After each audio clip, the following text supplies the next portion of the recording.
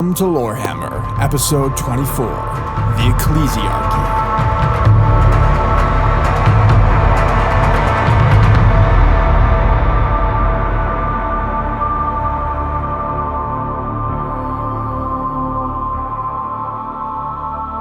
Hello and welcome back to more. All right. Interesting that's start. No, that's it. All right. Welcome to Lorehammer. More Lorehammer for ya. Welcome to my escape from reality. Hopefully, you guys don't think we're too much of losers for this. Why would they? I don't know. They're listening. What's worse? People actually having a conversation or people listening to other people have a conversation. Yeah. What is worse? Joining me, as always, is Mark. Hey there. And Jordan. The beautiful, the one and only. The wise. One out of sage. two ain't bad. The beautiful, the one and only. Yeah, He's the one and only. No, I have a clone of him. Oh, in the God. basement. It puts the lotion on its skin. Joining us again is Skyler. How you doing? Excellent, thank you. He threw up the rock sign just so everyone's aware. I thought that was the wolf. Nope. The that cobra? is the wolf. It's called Too Sweet. In wrestling, it's known as the wolf pack. Oh boy. My scope of knowledge really just stays 40K. inside 40K. Anything Yes. else is just No. much. We're outside normies my... right now. During the intro, we're normies. I'm never a normie. I don't Well, know. that's true. I like wrestling, so I'm definitely not a normie. So. A quick update of our Patreon. We had 2 new people since the last time we recorded. Oh, shit. Shout out to Yeah. Matt and Christopher. Thank you so much, guys, Yeah, for thanks. participating. Obviously, everything that you give, we put right back into Lorehammer in the Is that form what we of do? comic books and other amenities, Yes. right? Yes. No, I'm just kidding. That way I use all my Lorehammer money just to buy toilet paper. we don't split up Lorehammer money, Mark. I have been. Oh, Yeah, you but know, I wait. siphoned off 30 cents from our account. I told you he shouldn't be the accountant. no wonder he wouldn't give anyone else the password for that. Seriously, though, as a guest and a listener of all the episodes, thanks everyone for helping these guys out because they put out some goddamn good content. So. Yeah, anything that we get hopefully translates directly into either more content or better content, Yep. right? So Exactly. Or toilet paper. or okay. Well, that is needed too. It's important. Yeah, absolutely. But also we want to give like a really special shout out to someone by the name of Woody. Woodrow. He prefers Woodrow. Oh, does he really? I think so. Okay. Woodrow, thank you so Woodhouse. much. Woodrow gave us a one-time donation and just having issues or whatever with Patreon. But this kind of blew us out of the water with what he sent. So thank you so much, Woodrow. With him, we were just able to flat out purchase an audio interface. Yeah, the dude sent us $200. Yeah, Holy that was shit. Like- just... Woody. Like, so if anyone else wants to try to top that, feel free. All right, it's now a But- contest. Yeah. Man. The contest is that.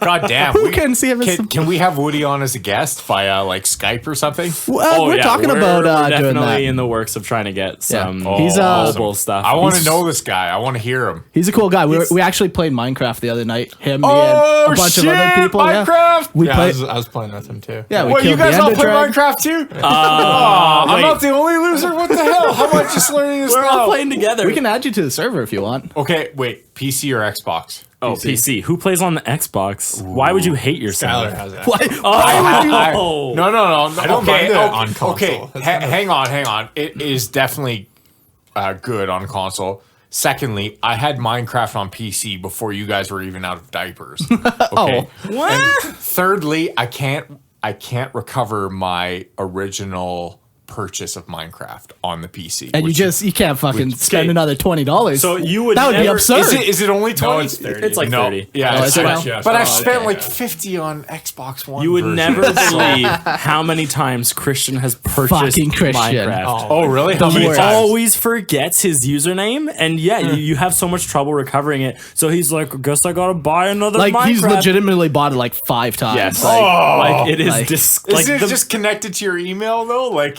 You would like think. every other. you can have a username though. Old school. I think that's what got me. First time purchase was the email. Anything like in the past like 5 years has been username. So when I recovered my Minecraft account, sorry, I know we're derailed already. Hey, that's fine. We're known for being derailed. So because this just recently happened, I just did this. I went to recover it. I remembered my username for my Minecraft, and then it said the message it gave me was literally, your Minecraft account is so old, we need to like authorize it through a person at Microsoft. That was like the message it gave me. And that's how you knew you made it in life. You're like, you know what? I was like, I have done worthwhile things. thank you, Notch. May your light shine upon us. May the golden apple always be within reach. Yes. And Steve. But yeah, no, we do play with Woody. We've hung out with him a little bit, but it was just really cool to see that someone was willing to donate that much money. Yeah, for us. that's And really it awesome. was just mind blowing that. And here's the scam of it all. Yeah. That was American money, too. Oh yeah, we made bank on that one. We fucking raked Made it like even more. $240. Oh shit. Yeah, no, it was a good day. It was a good day for us. Oh my god. I also have listed here a special shout out to Clayton. Yeah, so Clayton added us on Facebook the other day, and turns out he's from Calgary, and we're from Calgary. So I messaged Eric and Christian. I'm like, hey, I think it'd be weird if I sent this guy a message saying we should Warhammer. And they're like, yeah, that'd be totally weird. So I think this would be less weird, Clayton, if you're listening, and send us a message. And we'll That's what I was hang looking at. I feel Is like it I fully more I feel weird? like this is definitely weirder. Yeah. Is it? I I fully always get investigate. these mixed up. You should have just PM'd him back and been like, "Yeah, let's Warhammer." Yeah, so for sure. I was outvoted. I was not allowed. anyone who fuck likes those us guys. on Facebook, like I'm fully like taking a look at your profile. You better believe it. Like I'm digging into your past. All right, I'm yep, this is a dog guy. Yeah, we're yeah, just exactly. ignoring And him. I just- We are a very respectable organization. And the kind of people that we allow to let exactly. I want to know who I'm giving access to for Facebook. I just want to questions. sell their information online. That's all I Well, want to do. Facebook's totally cool with it. So Yeah. who cares? But We're relevant. so I was So looking and I relevant. was like, so the first thing I did is I messaged. I'm like, do either of you guys know this Clayton guy? Because I'm like, it's way too much a coincidence that this guy actually lives in Calgary. Like that's way too crazy. I don't think it is. I think we've had a like it seems like eventually that's gonna happen. Yeah, and you know what? Calgary actually has a decent Warhammer community, surprisingly. Well, at least like Southern Alberta does. Yeah, Southern Alberta. Yes, Yeah, correct, like correct. Mark and I are going to be heading to or going to GrazCon, which is like a little convention that they do in Red Deer. It's going to be in like 2 weeks, 2 or 3 weeks or something. Nice. So, Is it on Plug the it. weekend? Plug it. yeah, plug it's it. on a weekend. Oh, are you gonna be able to plug the set up a booth for the? No. Oh, they But won't let you? hopefully, and I'm ordering. Parking More- lots more are for free net. domain. That's all I can say. You can do anything at parking lots. Set up a podcast booth, sell crack, whatever you're into. What I'm really hoping is because the guy who made us our image, like I asked him to just make a couple modifications. I'm gonna get it printed on a shirt, so I want to wear that with like all our contact stuff on the back. Oh, yeah, cool. And then also, there's like these stickers that you can buy, and I just want to hand those out too to people. So. Yeah, and if the shirts don't come in time, we're shaving Eric, and I'm gonna draw our logo. Well, all no, over we'll his shave body. it into my chest hair. Oh my God. There's so enough. good. There's enough there. So good.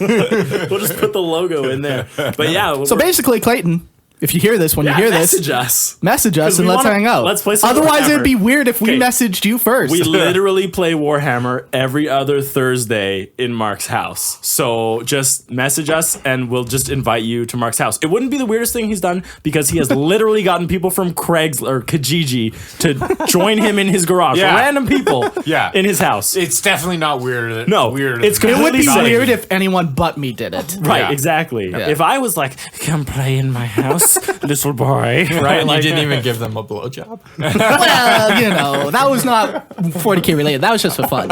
So, interesting thing, I just saw a headline on the news, Ugandan president to ban oral sex I because, see quote, that. the mouth is for eating. Eating pussy. So, yes, some Jordan, women might he have- did not give him a blowjob because the mouth is for eating. He gave him a hand job, okay? I think some women might have some problems with that. actually. I wonder how they're going to enforce that. Right, that's what I was like How will voice they playing. enforce that? I was voice playing it with my roommate, and I'm like, "Oh, officer, this guy, he's eating out his wife. Come get him!" I hear them. Yeah, I hear them slapping. Or just on random nights, you have the oral sex regulation officer knock on your door. Knock on your door, pulls out a badge, We're gonna have to see if your guys' pussy and cock is wet. and when was the last time you guys engaged in oral sex? Not looking good for you.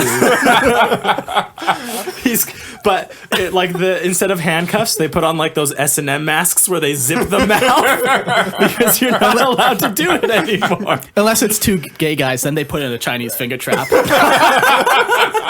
But I also accommodate everyone. I also don't think there's probably a lot of gay people there. If they're banning oral sex, they probably don't have gay people. No, they're very progressive in Uganda. No problem. It's not like being gay is illegal there. Or anything. No big deal. Well, 40K. We love Are you allowed Ugandans, by the way. oral sex in 40K? Have you? No, you're not. No, Have because you that met does not lead Slanesh? to. No, that's very bad. Oh, what? But no, you're not allowed oral sex because then you don't produce children for the emperor to just get slaughtered. In You're allowed wars. oral sex as long as you finish Oh, in a procreative manner. yes. Okay. How dare you waste the emperor's precious seed? The chaplain's just watching. Yeah. Are you close? I'm getting there. Pull out. Pull out. Pull out. Pull out. Stick it in. What has this podcast become? Wow. And here I'm so sorry, guys. I feel like it's me. It's definitely me.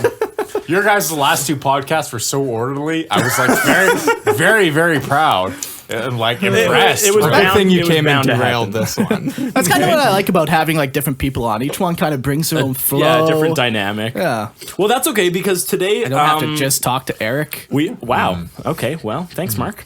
Well, That's what I wanted. sometimes, yeah. We're talking about Space Church today. And this is actually a really cool topic, I think. It's actually one of the better things about 40K, I think, is the fact that the Imperium is just steeped in all this religiousness. And like it really even comes through like in like their architecture even and like that gothic look like Of which course. is like 40K is known for. Like it just comes through like Yeah, as 40K. Yeah, I love it. Everything they do is just has a touch of like this religious aspect of it, which is one of the reasons why I loved. I mean, I got into Black Templar first, which are like supposed to be very pious, maybe not religious, but like righteous, loving, and everything. So Dogmatic. yes, exactly. Hating the witch and everything. And that's kind of just my dogmatic. yeah. I love it. But before we actually get into the meat, we are going to do a quick amendment about our Imperial Guard episode. Sean sent us an email, and I think a lot of this is just how we communicated it poorly. Yeah. So when we were talking about retiring guards, Mark and I were kind of like, no, guards don't retire. Yeah. Right. And the reality I just is, listened to this, so this is good. Clarify this shit. so the reality is, of course, guards can retire. Yeah. Of course. But if you were to look at the intake of the Yeah. Imperial Guard versus retirement percentage of Guard, you're going to be hitting a 1 millionth of a percent. Oh, like okay, it's a millionth. just Oh, shit. yeah, like honestly. because like, everyone's going to die. in the guard. Just imagine having to live like till you're 50 in in the guard. Oh God! like- Yeah, no like- way. And right? you go in when you're like 17 or Yeah. 18, If right? that, right? Like, you can't. Good luck. Of course, if you make it, and of course, if something happens, of course, there's going to be times when you can retire. And maybe we communicated it poorly, but yes, guardsmen can There is retire. no law that they cannot No, retire. of course not. That's why they give you a planet if you make it to 50. Right, because they're like, you fucking did it. Like, Well done. yeah, like, you deserve a handshake from, like, a custode at this point. Yeah. Like, Yep. wow. It's funny that you say that they give them a planet because, like, when Imperial Guard do end up conquering planets, those Imperial Guard regiments that conquer the planet end up colonizing it. So, in a sense, they kind of are given a planet, but yeah, I mean, they might not. They get some orc-infested planet where they're fighting off orcs for the next. Yeah, for the rest of their life. Yeah, Because so they never get rid of orcs. They're not really retiring. No, it's a good trap. The Imperium's got it worked out. Yeah. Right? Oh, Like- that is a good trap. Yeah. I didn't know that. yes, Sean, thank you. Just a little clarification. Yeah, no, I like Guardsmen hearing stuff can like that, retire, but not nearly as often as we would like. Yeah. The one thing I noticed was our last episode. Oh no, that was 2 episodes ago. The Imperial Guard episode was we got a lot of people just recommending Gaunt's Ghost over and over and over. Yeah. So like, we get it. They're cool. Eventually, I will read the book. So yeah, maybe we'll read a book every once in a while. I downloaded no, not Audacity. What's the free audio book? Well, Eric will read a book every once in a while. I will listen to one. What's like the audio book? I don't know. I don't do audiobooks. No, I You know the know one exactly you're what- thinking about. Yeah. Audible. Audible, yeah, that's Yeah, the I just one. downloaded that. So apparently, you get a free book a month. So I'm going to nice. start listening to 40K Audible.com. books. Everyone go there. Any book you want. We're not plugging them, but apparently they're good. I'm plugging them as a guest. They're amazing. Okay, And then Jordan, if we could they just can- edit that out in post because No, we're not earning they'll give anything. us a commission for sure. and then, but listen. You can find what audiobook you want there, and then go to piratebay.ak, and you can find that same book. All right, so now we're asking our listeners Excellent. to conduct illegal activities. only legal in some countries. So depending on what Uganda. country you're in, What is Uganda stand Uganda. on? I'm not sure. Pirating is legal. I much more prefer Somalia's stance on this, actually. So, anyways. All right. Well, with that amendment, let's get into our pre-segment. Let's talk about something we haven't talked about in a little while. Hobby progress. We did it. We're done. Yep, that's it. Way, thank you. We finished. Yeah, we're done with the hobby. It's over. This will be our last episode.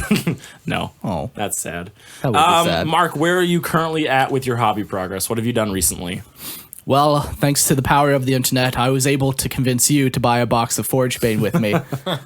So we bought a box of Forge Bane together, and I instantly just threw out everything that was not a knight. Yes. Wait, what is that? What is Forge Bane? Forge Bane is a box set that GamesWorks released, and they have Adeptus Mechanicus Okay. units, and they have Necron units, and they Like- build a narrative Oh, around okay. like the 2 oldest like robots, And you like, can fight each other Yes, with that's- that box set? Exactly. Okay, gotcha, Yeah, you gotcha. build the pieces, you fight them. They have like a bunch of missions for backstory and Gotcha. and they release a little more information about the 40K Blackstone. Yeah. It's the current big craze right now in cool, 40K. So, but yes, you got the Armigers, the Scutari or the Adeptus. Like you're not even really. Well, they'll at go on some my- point you're going to use them. Yeah, they'll go on my shelf. but they're eventually. unbuilt right now, Yeah. as of now. But I did build the 2 Armigers, and they're pretty cool kit. Yeah, they are. They don't have a lot of variety in them yet.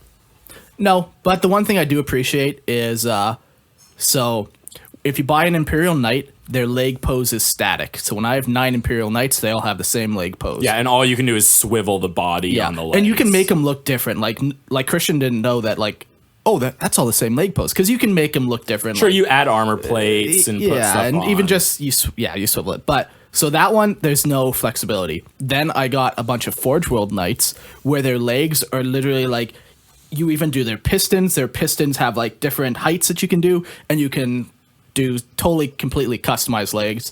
But it was a pain to put together. But these new knights, they came out with you can either put them left leg forward, right leg back, or you can switch it. Can you Right. put them on the same like standing power stance, like same level with each other? The way they made them is the legs are interchangeable. So there is no left and right I leg. see. It's just whatever side you put it on, that's the stance. Oh, they're that it's just gonna- stretched differently. Yeah. Okay. Yeah. But it just adds that Yeah. much And more. since you're planning on having way more armigers, of course, Yeah. right? You're gonna need a lot more poses. Yeah, so that was a cool little kit. Like, I don't know. It's cool. Have you painted them yet? No. No. I've been in such a 40K hobby funk for the longest time. Yeah. But Yeah, fuck 40K. fuck it in the dick. No, I'm just kidding. Yeah. I mean, I guess that's what I was working on too. Was Forge Bane. Yeah, you built some. I think I built it all. Oh no, the wraiths. Yeah. I haven't built the wraiths yet. I just finished Lich Guard in there. Yeah. Yeah, that was cool. They're fun to build. It's a cool kit. I like it. Yeah, Yeah. it's an amazing price. yeah. Like it is disgusting. Like it's almost worth it just for me to buy the Necron, but still buy the whole kit. Like Yeah. that's just worth it. Yeah, honestly. So, yeah, I'm building those. Obviously, they're just going to be part of my current Necron dynasty. That Yeah. I'm in the process of building. Again, have not painted in a long time, but I just kind of got my first complete Necron warrior done with like its orange energy. he's looking pretty good. Saw some cool tips online for using like a glaze on him, and it really darkened like the witch flesh. Apparently, it's all practice, is what I hear. Yeah. Practice. I mean, I'm not gonna lie, it looks terrible because I'm a bad painter. Mark can attest to that. It's not good. No, honestly, any painted model is a good model. Like, doesn't matter if you're a shitty painter. I'd rather play a shitty painter, like an army that's shittily painted, than one that's gray. Have you seen that meme where it's like Christian's been a real fan of showing it right now? It's Oh, like, yeah. be strong, brother. It's like his mom. Be strong, Clarence. Clarence, yeah, and it's like it must be like an original 40K like release or whatever, but it looks like it's painted by like a 2-year-old. Jordan, how is your hobby progress going? Not progressing. Perfect. Okay. And Skyler, how is yours? It's centered around Star Wars miniatures. So entirely different hobby. Yeah, it has nothing to do with You this. have failed the Emperor. Interesting. Indeed, I have. Well, There's he depends. What kind of Star Wars miniatures? Are you still serving the Emperor in Star Wars, or Oh, because then yeah. we Then might the let it Emperor is slide. still. I plead the fifth. Oh, rebel scum. No, Rebel not necessarily. scum. Not necessarily. And I guess with that update, let's get on our knees and let's pray to the Emperor God. Let's do it. Okay, who wants to lead this? Do we hold hands for this ceremony? Yes. There's not nearly enough candles. Let me go grab some We need candles. some candles. Actually, we need here, some incense. we'll turn the light off. Ooh. There we go. There we We're go. gonna need some skulls. Yes, And yes. by some I mean a lot of skulls. Yeah. I think this whole room should be piled high of skulls. There's too many limbs in this room. If we could get some people to remove their limbs and sacrifice to the Emperor. Yeah, and replace it with like Bible arms. Right, exactly. It's like your arm is like a straight limb that's just a scroll rack, and you just unroll it and furl it back up, and that's your entire purpose is to follow a priest and just have scrolls on your arms. That's it. One of my favorite miniatures off topic is people are gonna love it, but Grimaldus. Oh my his miniature. Yes, one of it's his so badass. Yeah, one of his servitors. His literal job is to just carry around a piece of a temple. So he carries around a statue all day long. yeah. That's his job. shit. That's what that servitor was made for. Honestly, like Grimaldus is one of the coolest miniatures that ever was. Yeah, it's pretty 40K. Yes, it embodies everything I picture about 40K, especially when I first got into it. Yeah. So. Cool. Anywho, Yeah, all right. The Ecclesiarchy, or... wait. So you're not leading us in prayer? Oh, I already did the prayer. You just weren't paying attention. Oh, okay. Yeah. Okay. Oh, Emperor, may your light bless us. And shine upon us. And May we have Shauna. worthy deaths in your eyes. Yes, may we fit in your holy order. May you protect us from the warp spawn that will devour my soul when I die the worthy death. May the demon not enter my mind Or my butt. or my butt. Thank Or you, my Emperor. heart. Thank you, Emperor. Or my heart. Or my heart, yes. Another place a demon might enter. Blessed be the Emperor. Amen. Ah, bless the Emperor. All right, the Ecclesiarchy or the Adeptus Ministorum. Because they It's- minister to people. So funny, so clever, Mark. Your insights are so welcome. The Ecclesiarchy is the state church of the Imperium. They are responsible for spreading the imperial cult. And Now, that- when you say cult, I personally take offense to that. why, Mark? Because it implies bad things. No, not and at all. And the Emperor is nothing but the best intentions for you. yeah, if but you there's a worship difference him. between the Emperor and the Ecclesiarchy. Ah, is there? There Some would say is. the Emperor said no religion. Some would. Some would say that, yes. And then others would say there is only religion. There is only the Emperor. Yes. He is Only the the only Emperor, yes. the only God worth serving. Interesting. Indeed. Those people are heretics because obviously they've never heard of corn. So You're not wrong. blood for the blood god. That's all I know. Yep. I'm gonna take off my shirt because Yeah, I'm actually really hot too. in here. I just drank a hot chocolate too, like a fool, but I was so excited to test out my but mug. it's a really cool mug. So All right. So the Ecclesiarchy, responsible for spreading the imperial cult. They will tell. So just let me stop you one more time. So I noticed that you did take off all your clothes there. Yes, it's hot in here. What did you? No, I thought you were wearing a hoodie and you were going to take off the hoodie, still wearing a shirt. No. I was already hot before I got in here, so I stripped in the car. Okay, now Skyler's joining him. That's unfortunate. Oh, so good. It feels so good. I don't understand your hesitancy, Mark. We all know What's the big that deal? you wear thongs under your pants. And we're all fat, so it's no big deal. Yeah, It's not a big deal. Like, just accept it and keep on doing what you're doing. Live in it. Perfect. All right. I think Revel now in it. I've got all the derailments out of our system. We've talked Minecraft. We've talked Uganda. and Uganda and blowjobs. Somalia. All right, so I'm good. I'm ready. The Ecclesiarchy. All right. Let's do it. Let's start at the very beginning of the Great Crusade.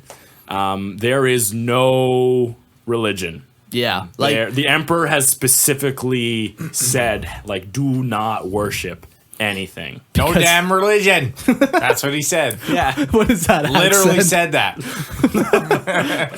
We only believe in science.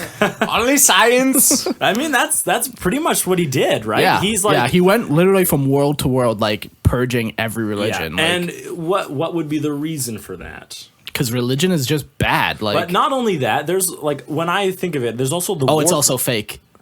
well, sorry, it's bad and he fake. doesn't want anyone giving power to chaos. And I think in a lot of worlds that he found, there was religion or was chaos passing off as like a religion. I mean, that's where like the warrior like serpent lodges came from. Yeah. Like that's chaos worship, but it Yeah. wasn't like tentacle in your face chaos worship, Yeah. right? And that's I think a big portion of what he wanted to do is he wants to remove any part of humanity from worshiping chaos. Sure. Yeah. But also it's a lie. Yeah. Right? So there's part of his truth that he wants to spread, and also, part of it is that he doesn't want people giving power to chaos. Yeah, and just on that power to chaos note, like, so if you weren't like involved in religion, you wouldn't be looking for like deeper, more esoteric things. You wouldn't even start looking for chaos. Right. Like, you wouldn't stumble upon it. No. If you're not even looking for it, if you don't even think that there is anything if outside. you completely ignore that spiritualistic side of yourself, Exactly. then you'd never find it because chaos is like pure spiritualism, Exactly. right? So I think, that those are definitely the reasons why, like, yeah, if he can stomp it out, he can stomp it out. yeah. All right. So, the Imperium was founded with no religion. But then one of the Primarchs, one of the Emperor's sons. Lorgar. Yeah. And like each Primarch, when I've probably said before, when they're raised on like, they're scattered across the galaxy, they're all raised on a planet, and they end up kind of taking the characteristics of that planet and enhancing it. So like Reboot Yes. Gilliman was born on like a very organized planet with like one ruler, and it's very organized. So now this guy's very organized. Where Logar, the Primarch that really starts off the whole heresy, the whole church, he's really very central figure.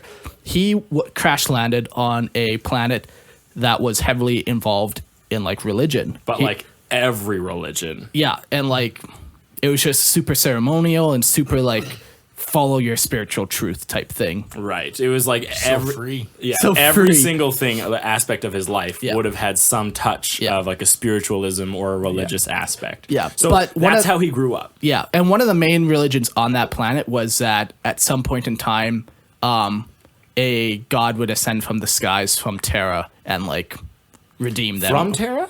Yeah. Oh. Or something like that. Some type, I don't recall the exact wording, but basically it was the classic foretelling the coming of the Emperor. Right. Which the Emperor set up, so this would all happen. Blah, blah, blah, Right, blah, right, blah. But yeah, so then when the Emperor finally discovers Logar and his planet, it like fits in perfectly into that, like, oh wow, this is the one true God. Yes. The whole shining, so bright you can't even see him, the perfect figure. So Logar starts to worship him. Which is bad. Which is bad. Like, Because the emperor specifically says, do not worship. do not worship anything. Yeah. In his worship, he creates what's called the Lectitio Divinatis. Yeah. Which is his holy writing of the emperor and his godhood. Yeah, exactly. Right? And they actually got in a lot of trouble for this. Yeah, so much trouble that like one of Logar's like crowning achievements that Logar thought was his crowning achievement was end up like smashed because like the emperor was like, don't worship anything, as a punishment I'm destroying your one true great work. Yeah. And but this boom, Horus Heresy. Yeah, but this kind of idea of the emperor as a god as set forth by Lorgar sets the base and the cornerstone for the rest of worship for humanity. Yeah. And then Like, so throughout the Great Crusade, like, people are passing out the Vecto Divagatus, the holy writings. the Holy Writings, and it's slowly starting to spread to, like, all of the Imperium. On the down low. On the down low, yes. Yeah, so everyone is kind of like, even if you're like, I don't believe in it, you've heard like whispers of like Yeah. the cult of like the God Emperor Yeah. or whatever, Yeah. or like we're in the church of the God Savior or the Yeah. Emperor or whatever. So whatever they chose to call it, it would have ranged from planet to planet, from sector to sector, right? But it's all the principal idea that the Emperor is the Savior. Yeah. He is the God. Now, once the Horus Heresy happens, and kind of like the knowledge of chaos is opened up to the world, and these gods now are like, no, there are actually gods that exist, and they do desire worship and everything. It kind of Yeah. blows everything that the emperor had told everyone out of the water, right? And his whole idea of that there are no gods, there's nothing here, there's nothing worth worshiping, kind of takes humanity back a little bit. And this is where Fatidicus really sets his foothold. And Mark, we were making this thing, and I was like, Mark, we got to put in Fatidicus. And he's like, Eric, we've already talked about him. And I was like, I just want to say his name. I just want to say the Fat Dickus. Fatidicus. Fatidicus. So Fatidicus was actually an Imperial Guardsman. Yeah. And who retired.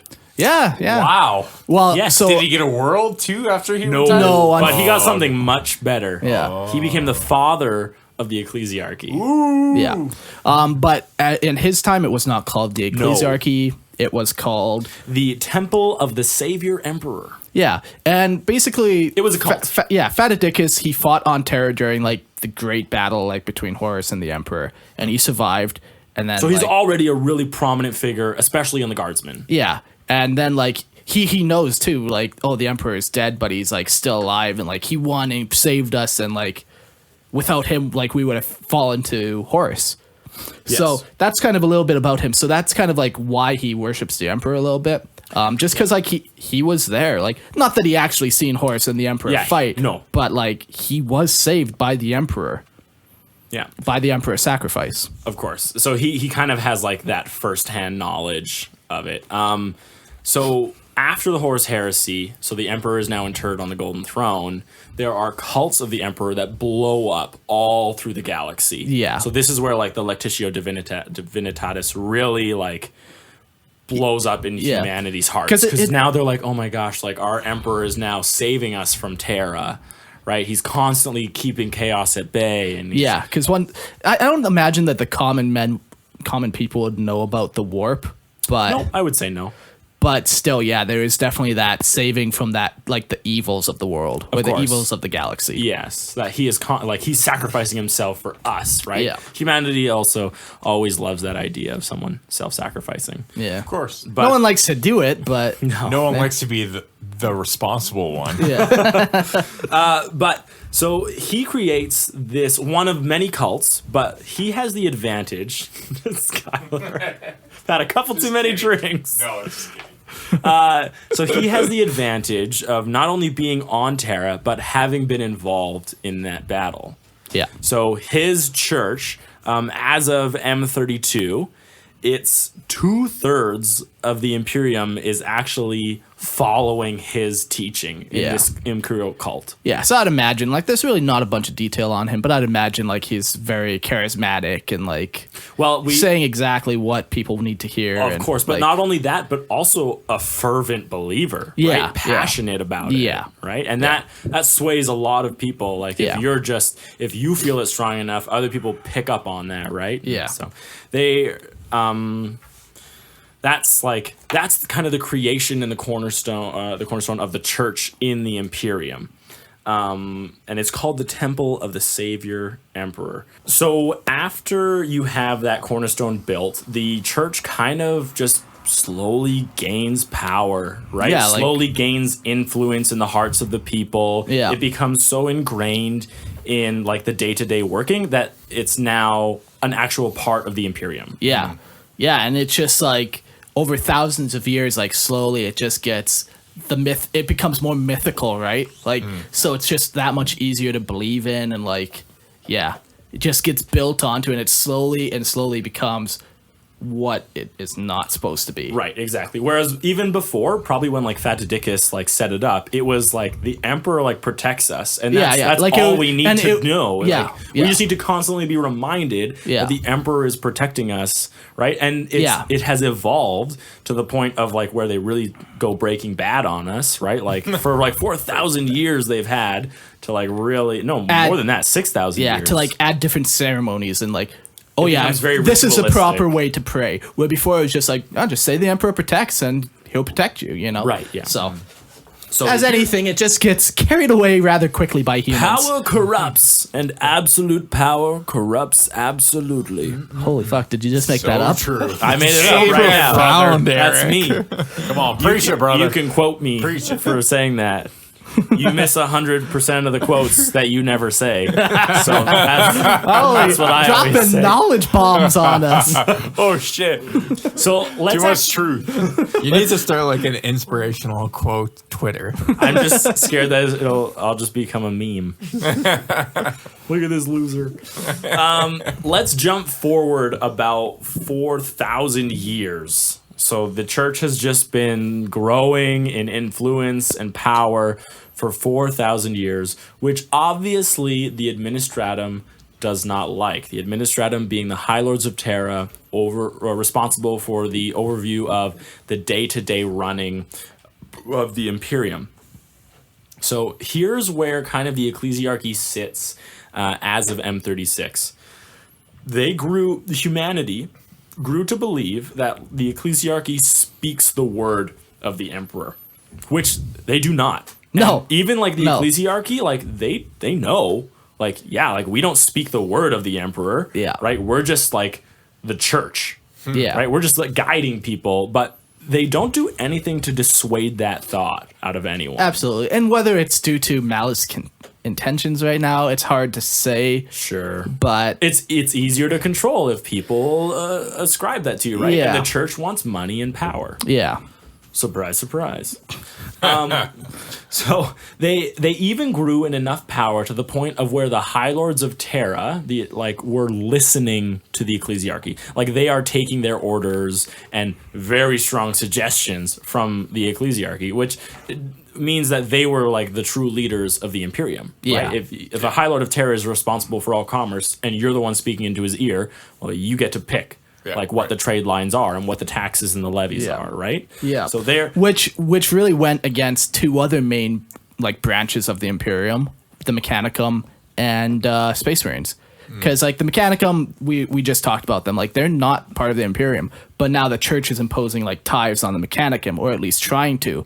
And Space Marines, who like at this point, it's possible, not likely, but there might have still been some around from the Great Crusade. Not likely, definitely not likely, but it's possible. But like they still hold that direct like lineage to the Emperor, and a lot of them don't believe that he is a god. Right. So then seeing the Ecclesiarchy, like this is what you do, and persuading the entire race of humanity to believe this. yeah. So these two branches are like, whoa, hold on here. Like this is not going correctly. Yeah.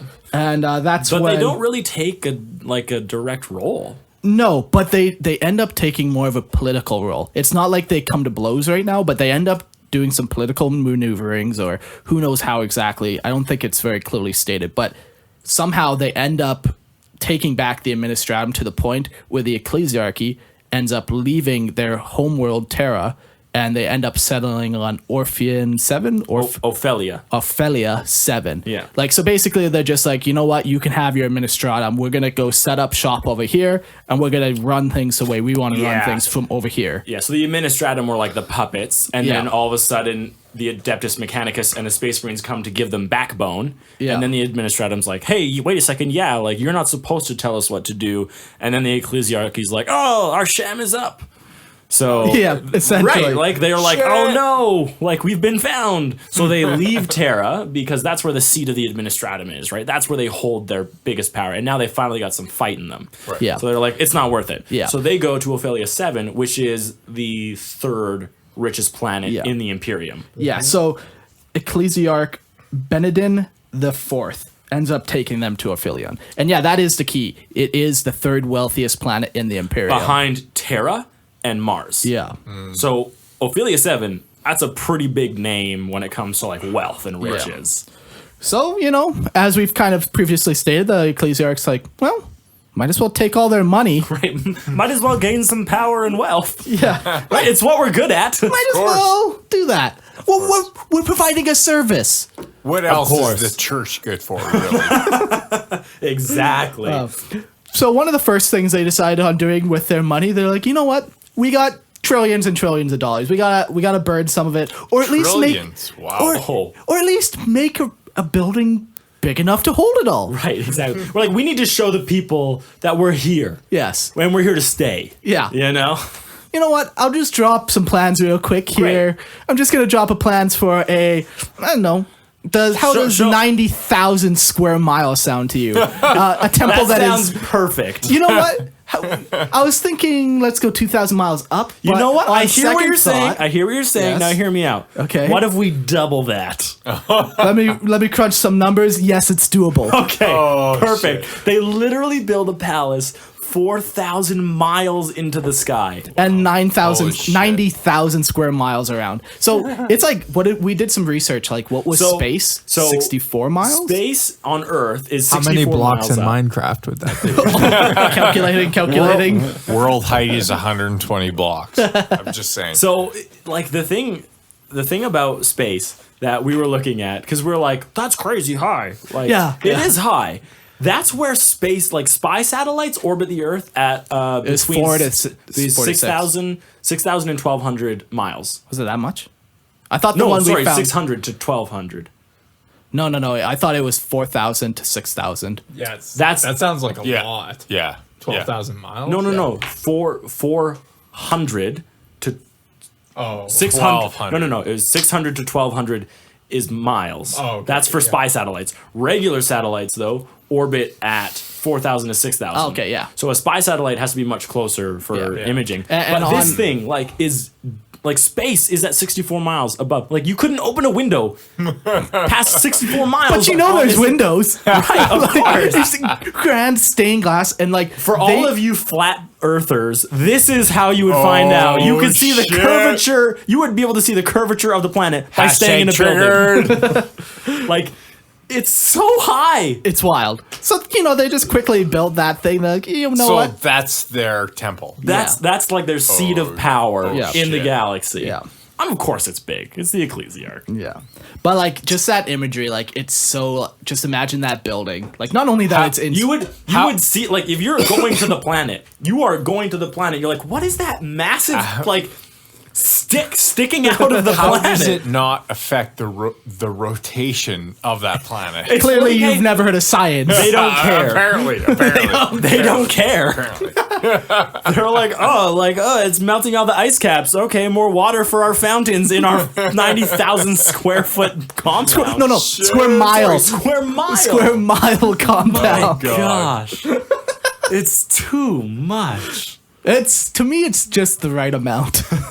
Any more and it would be excessive. They were like, we heard the emperor once flattened a continent. yeah. We Watch this. Yeah, exactly. Fuck. Oh man. So they did that. The other thing that they did is they started amassing like naval fleets. So they actually had like a very powerful naval fleet and able to travel from the planet. outside of the Imperial Navy, which is Exactly. the very important Yeah. thing to note. And the other one thing that they did is they started. The Frateris Templar, Mm-hmm. which was their standing army.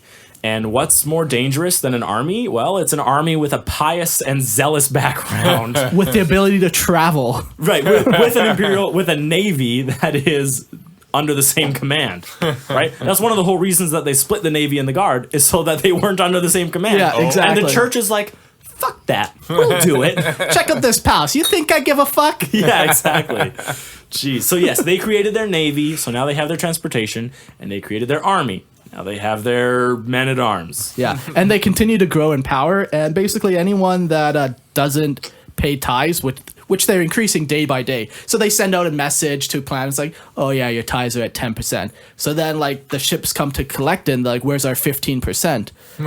We sent you a message like weeks ago, is 15% now, and they're like, we only amassed 10. Well, I'm We sorry. only have enough potatoes for 10%. Well, I'm sorry, we're gonna have to viciously put you down now. No, of course, for being a heretic. Yeah, yeah. Oh my god. Yeah.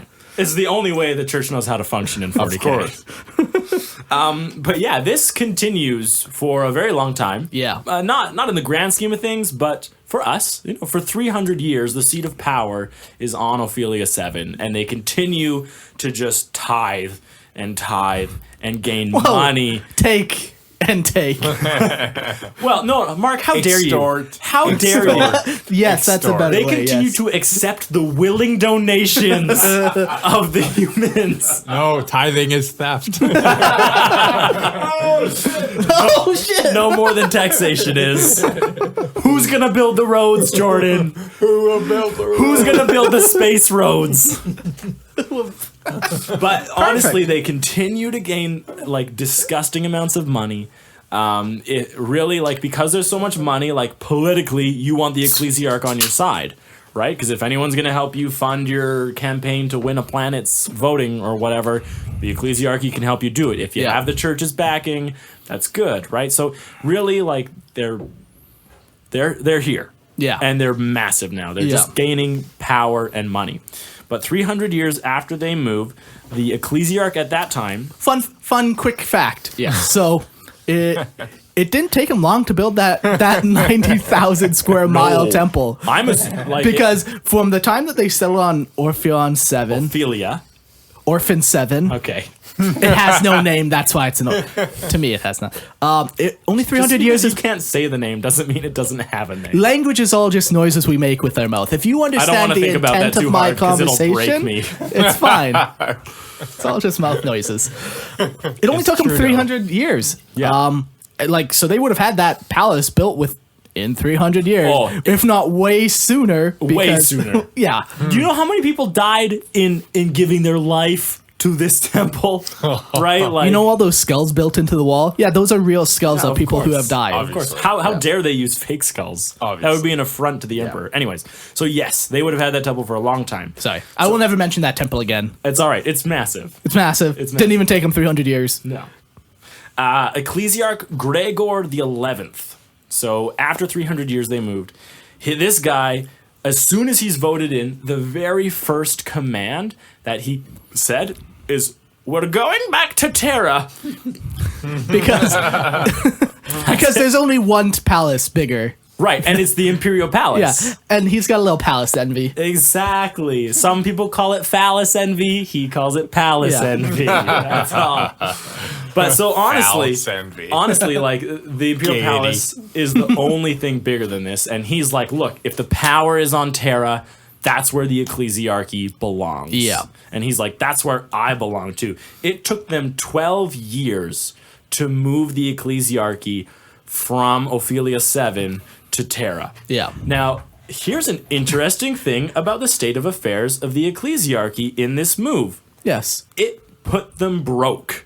Really? Like, this move cost them everything they had. Oh my gosh. So, just to move everyone, and can you think of all the people in a 90,000 square mile palace? So all their stuff, all their belongings, all their family, like all their guards, the Frateris, the Navy, everything was moved to Terra. And then they had to furnish this temple, this place that they're moving back into, right? Which is Well, the original. at first they ended up they had billions of guys trying to take their 90,000 mile temple, and they literally tried to move that to Terra. I would not be No, surprised. they're like, you know what? If we attach some engines onto the bottom of this, We can make it work. We might be able to get It's it to in Terra. space. Yeah, They're like, have you ever heard of craft worlds? The Eldar do it. We can do it. yeah. So they probably wasted a bunch of money trying Right. to get that whole temple on Terra.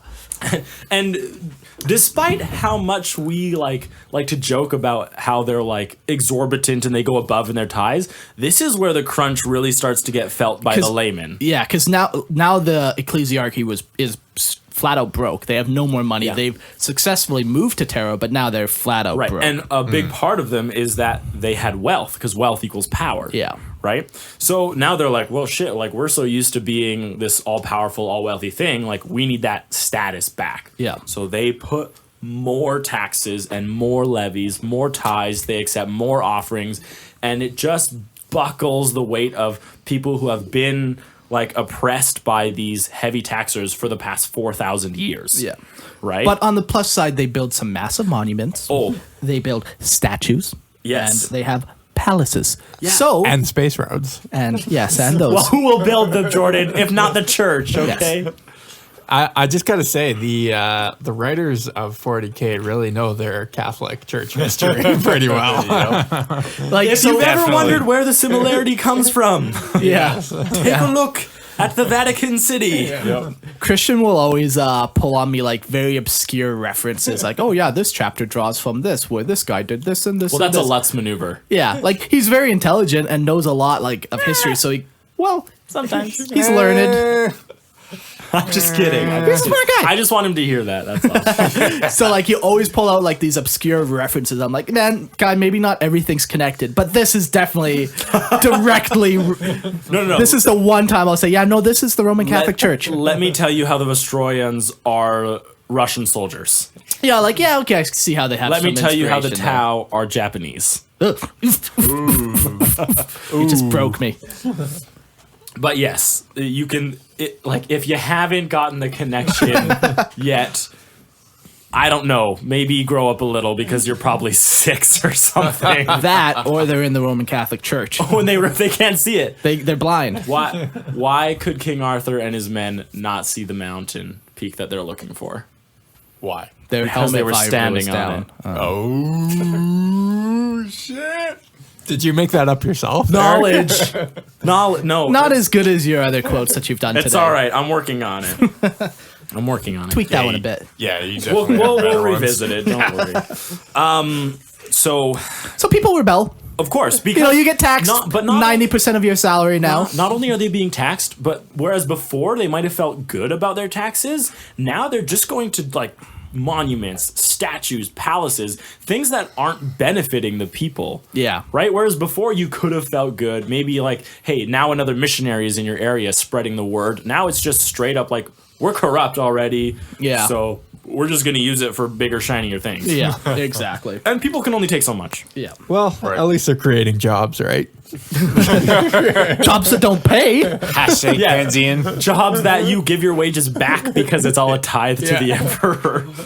So this is where the rebel starts happening, and this is where the Ecclesiarchy starts flexing their military muscle. Yeah. And it's a big muscle. Right? Like So big. they start juicy.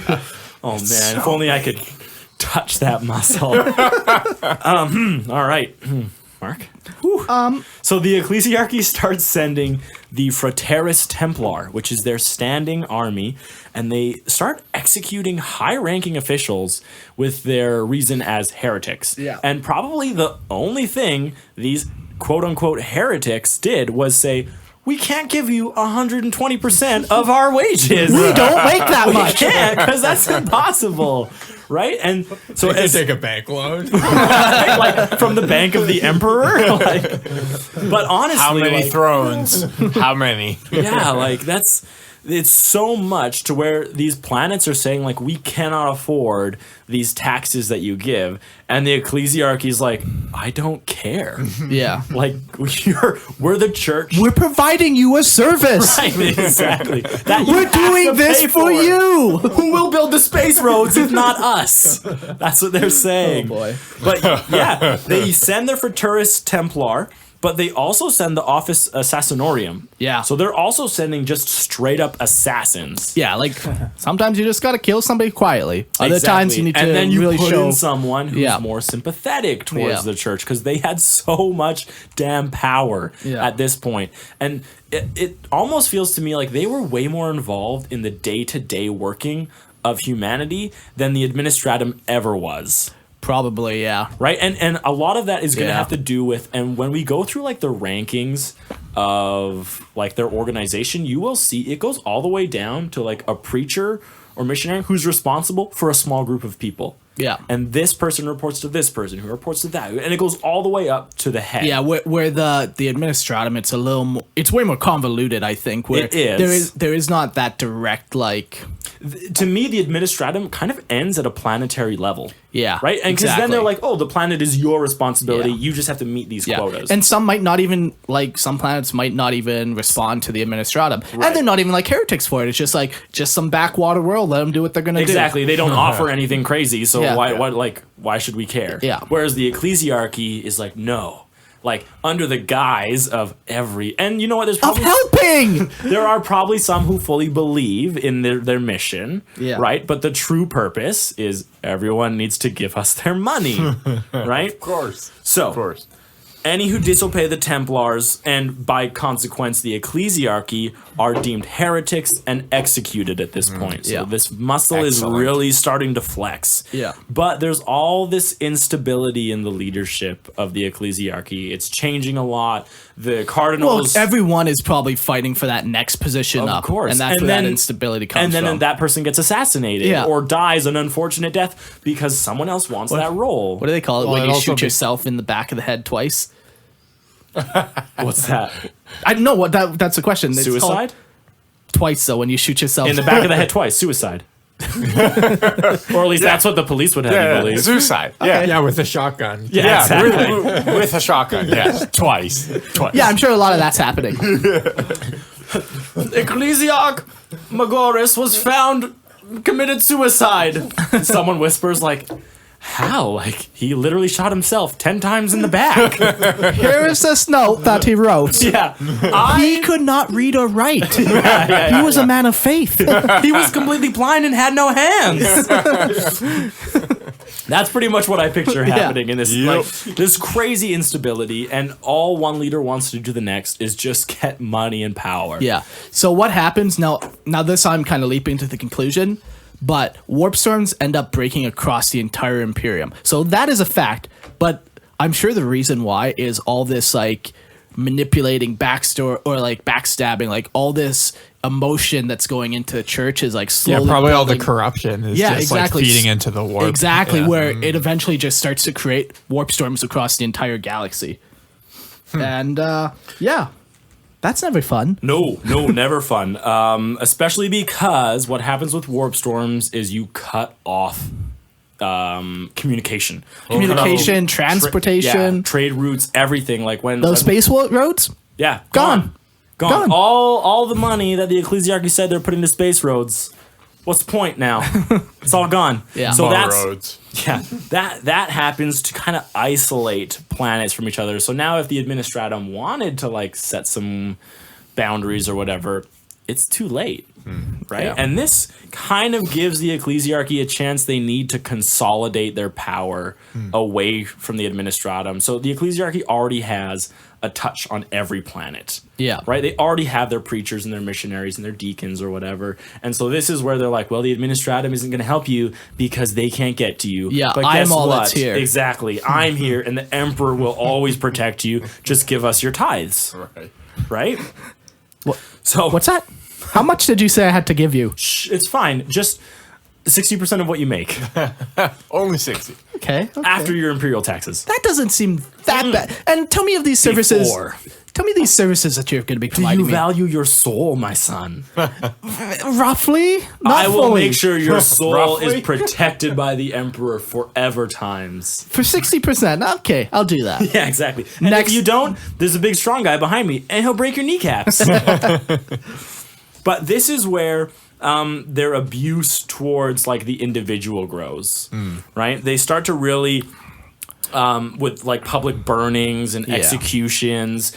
Something I read said that everyone but the most faithful started to be purged. Yeah. Right. And if you think about like what like an overzealous and pious person believes, probably not many people are faithful. Nope. Right? Because they're comparing it to themselves Yeah. and like a disgustingly impossible standard. Yeah. Right? And so they really take their power in hand now. They're like, the administratum isn't here. We can do whatever we want. Yeah. We're the leaders now. Yeah. And it really starts to get ugly. In the form of like even founding like crazy cults. Yeah, that, like backlash cults, like Yeah. knee-jerk reaction Yeah. cults. Like, yeah, where it's like even further destabilizing everything. Yeah, because even like, so let's say you're a preacher on a world and you haven't even heard anything from the Ecclesiarchy in a while because of a warp storm. And you're like, well, hold on. Like, Ecclesiarchy is all about power. I can take this world, right? I'll start my own cult on Yeah. this world. And then the guy you were preaching with, who was your brother not 7 days ago, is now like, no, I want my own cult on this world. And Yeah. he introduces his version of Yep. the emperor. And now these guys like whip up their followers into a frenzy and they just have a war on Yeah. their Yep. planet. And the Like, only like actual difference between the two is the emperor protects and the emperor defends. Right. That's like what they're fighting over. It's right, all still exactly. Or the emperor protects us. Yeah, yeah. Right? Like it's just any way that people can just grab power for themselves. Like the individual guys can just take this power. yes. An interesting thing to note though, but there was at this point a lot of cults that also broke out against the Ecclesiarchy. Sure. Who preached that the Ecclesiarchy was too greedy. Yeah. And that they were not what they claimed to be. Yeah. Right? Someone who actually like would see the And for truth. 70% of your income, we can tell you how to stop Right, the Ecclesiarchy. Exactly. Like everyone's gonna want your money and want power. Of course. But this is where like humanity is kind of divided, I guess. Yeah. on Yeah. it. And this is where we enter one of the most well-known names of the Ecclesiarchy, and that's Goge Vandire. Yeah.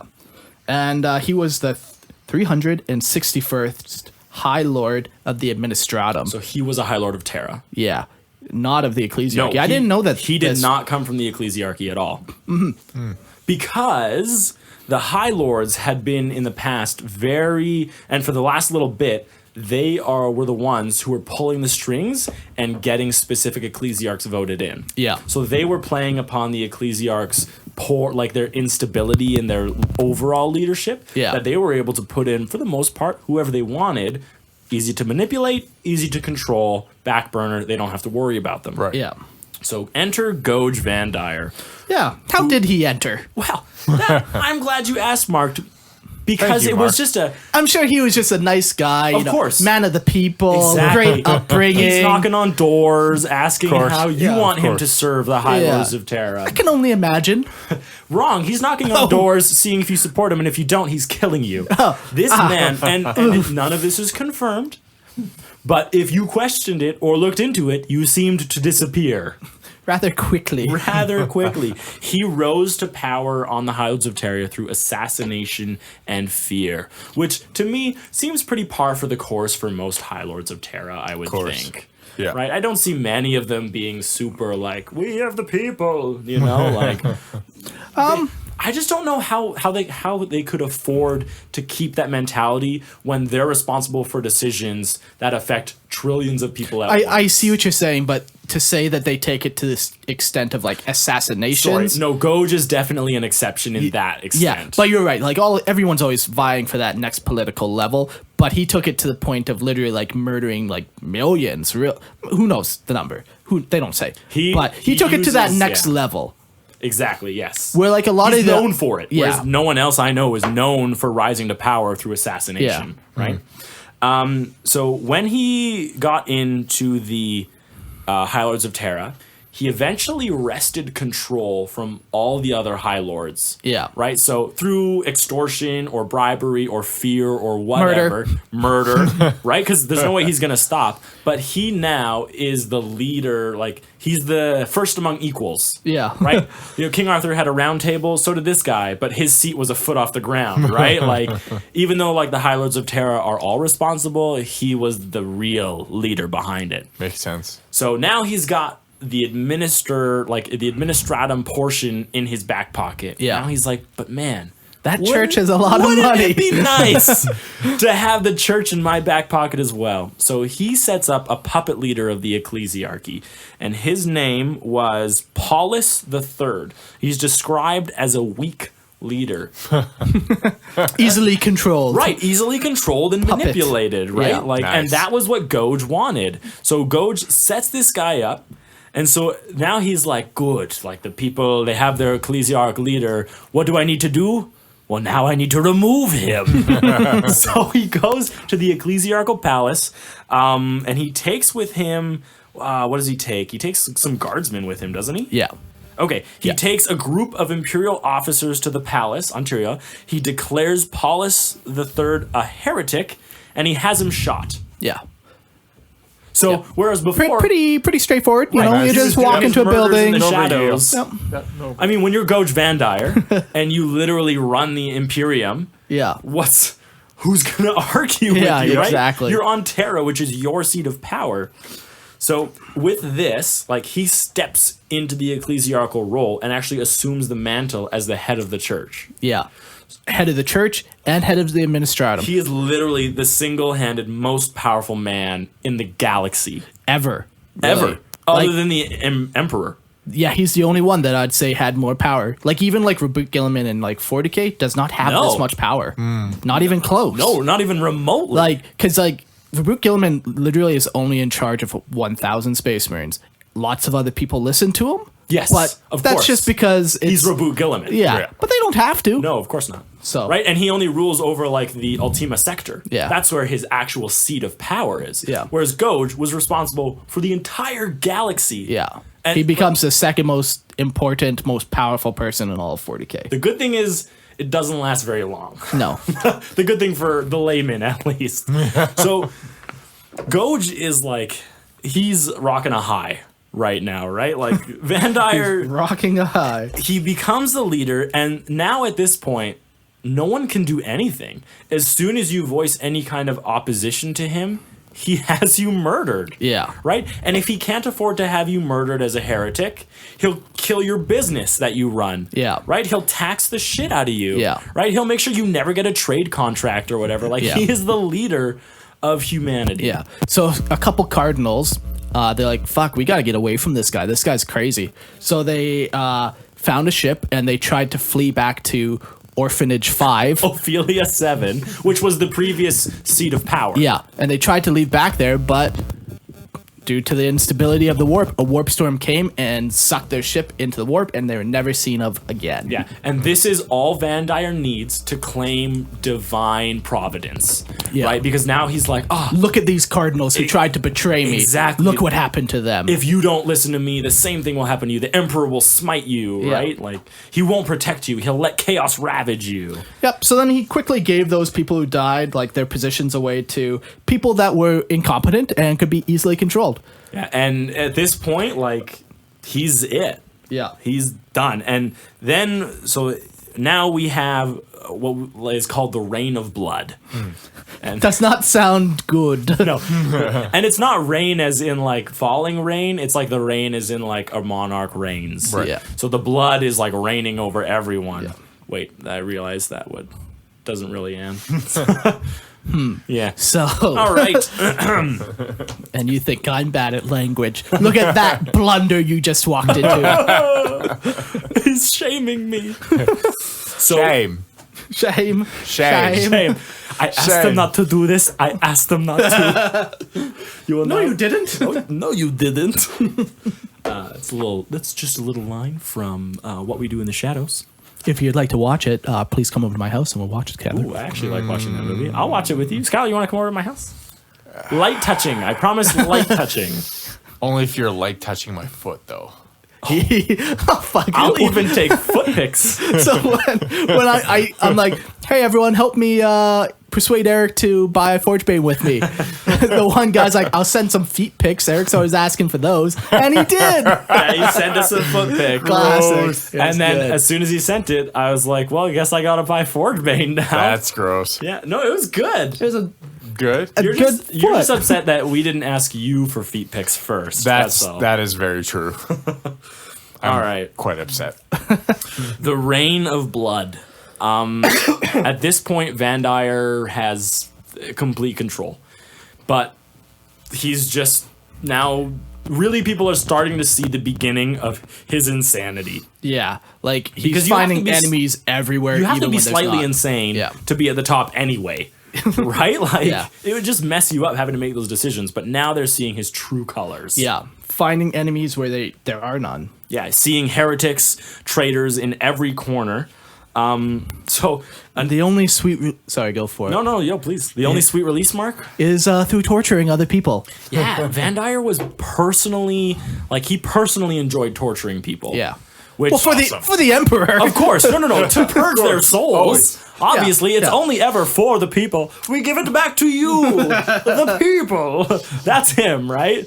He's got like a guy with his like stomach torn open and his intestines like roped up on these racks, and he's like, "I do this for you, the people." So he personally liked doing it, which just is another sign of his insanity. But another weird quirk about him is that 24/7 he had a group of scribes following him around, detailing every single thing that he said. yeah, And every word. Word for word, Yep. verbatim.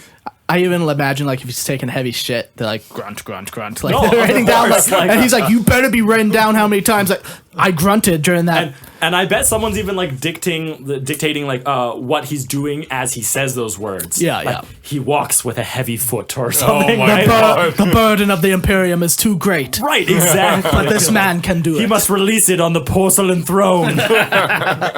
But one of the reasons he did this is because he had bouts of ingenuity that he would just gain these insights of this would be a really good way to torture someone.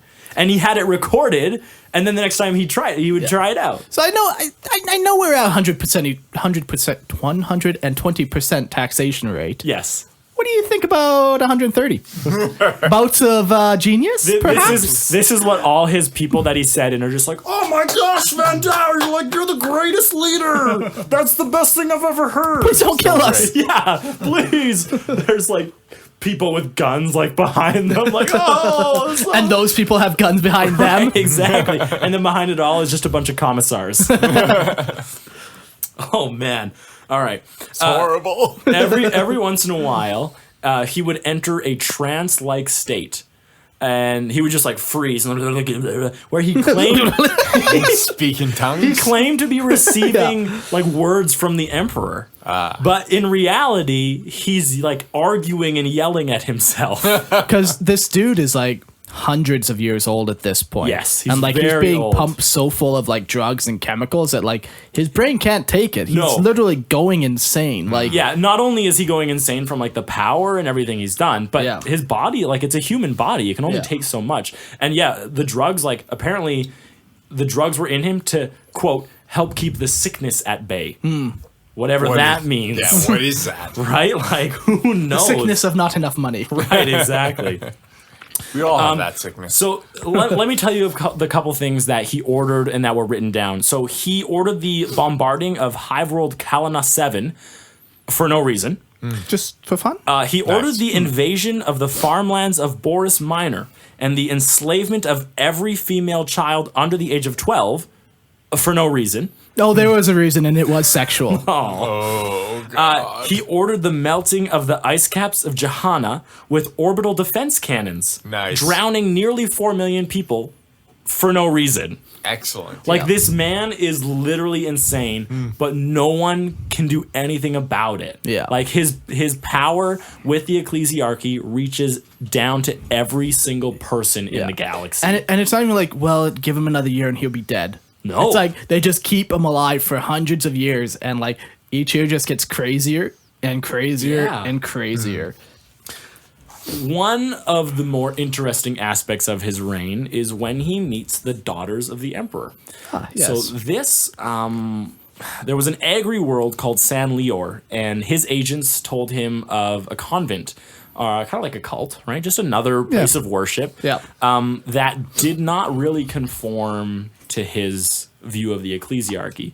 And first, he hated it. Yeah. He was really pissed. He's like, how dare they not worship like I told them to worship with the legs at the degree of 28.7. You know, like, first of all, he's pissed, but as he learns more about it, he wants it. Yeah, he starts to covet it. Exactly. He really thinks that he's like, I want whatever it is they have. Well, because the cult was, female exclusive. Right. So What else? Some more information about the cult.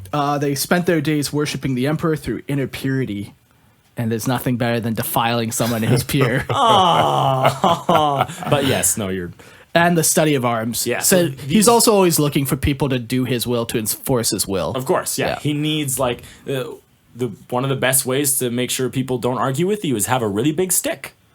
Right? Of course. So he wants this purely female exclusive, very good, like, warrior cult. Yeah. He wants them. Of women. Of course. Female exclusive. Yeah, sexy women. Yes. Of course. What women aren't sexy in the 41st millennium? Yes, Have this you ever is seen a true. non-sexy, like, female model or female I've never picture? seen a female model, period. No, I have. That's a lie. That's a lie, you filthy mouth breather. So Vandire ends up visiting the planet, and he's a humble guy. Of course. So humble. Yeah, so he only makes everyone on the planet Hey, bow before he him. literally makes babies bow Yeah, as he's walking. but he's a humble guy. Like, okay, another thing is they supplied all the people of the planet. Like, so first of all, they get them all here for this parade. And then he supplies them all with, like, gifts and laurels that they are then supposed to throw back to him as he's parading. And if you don't, there's a man with a gun behind you.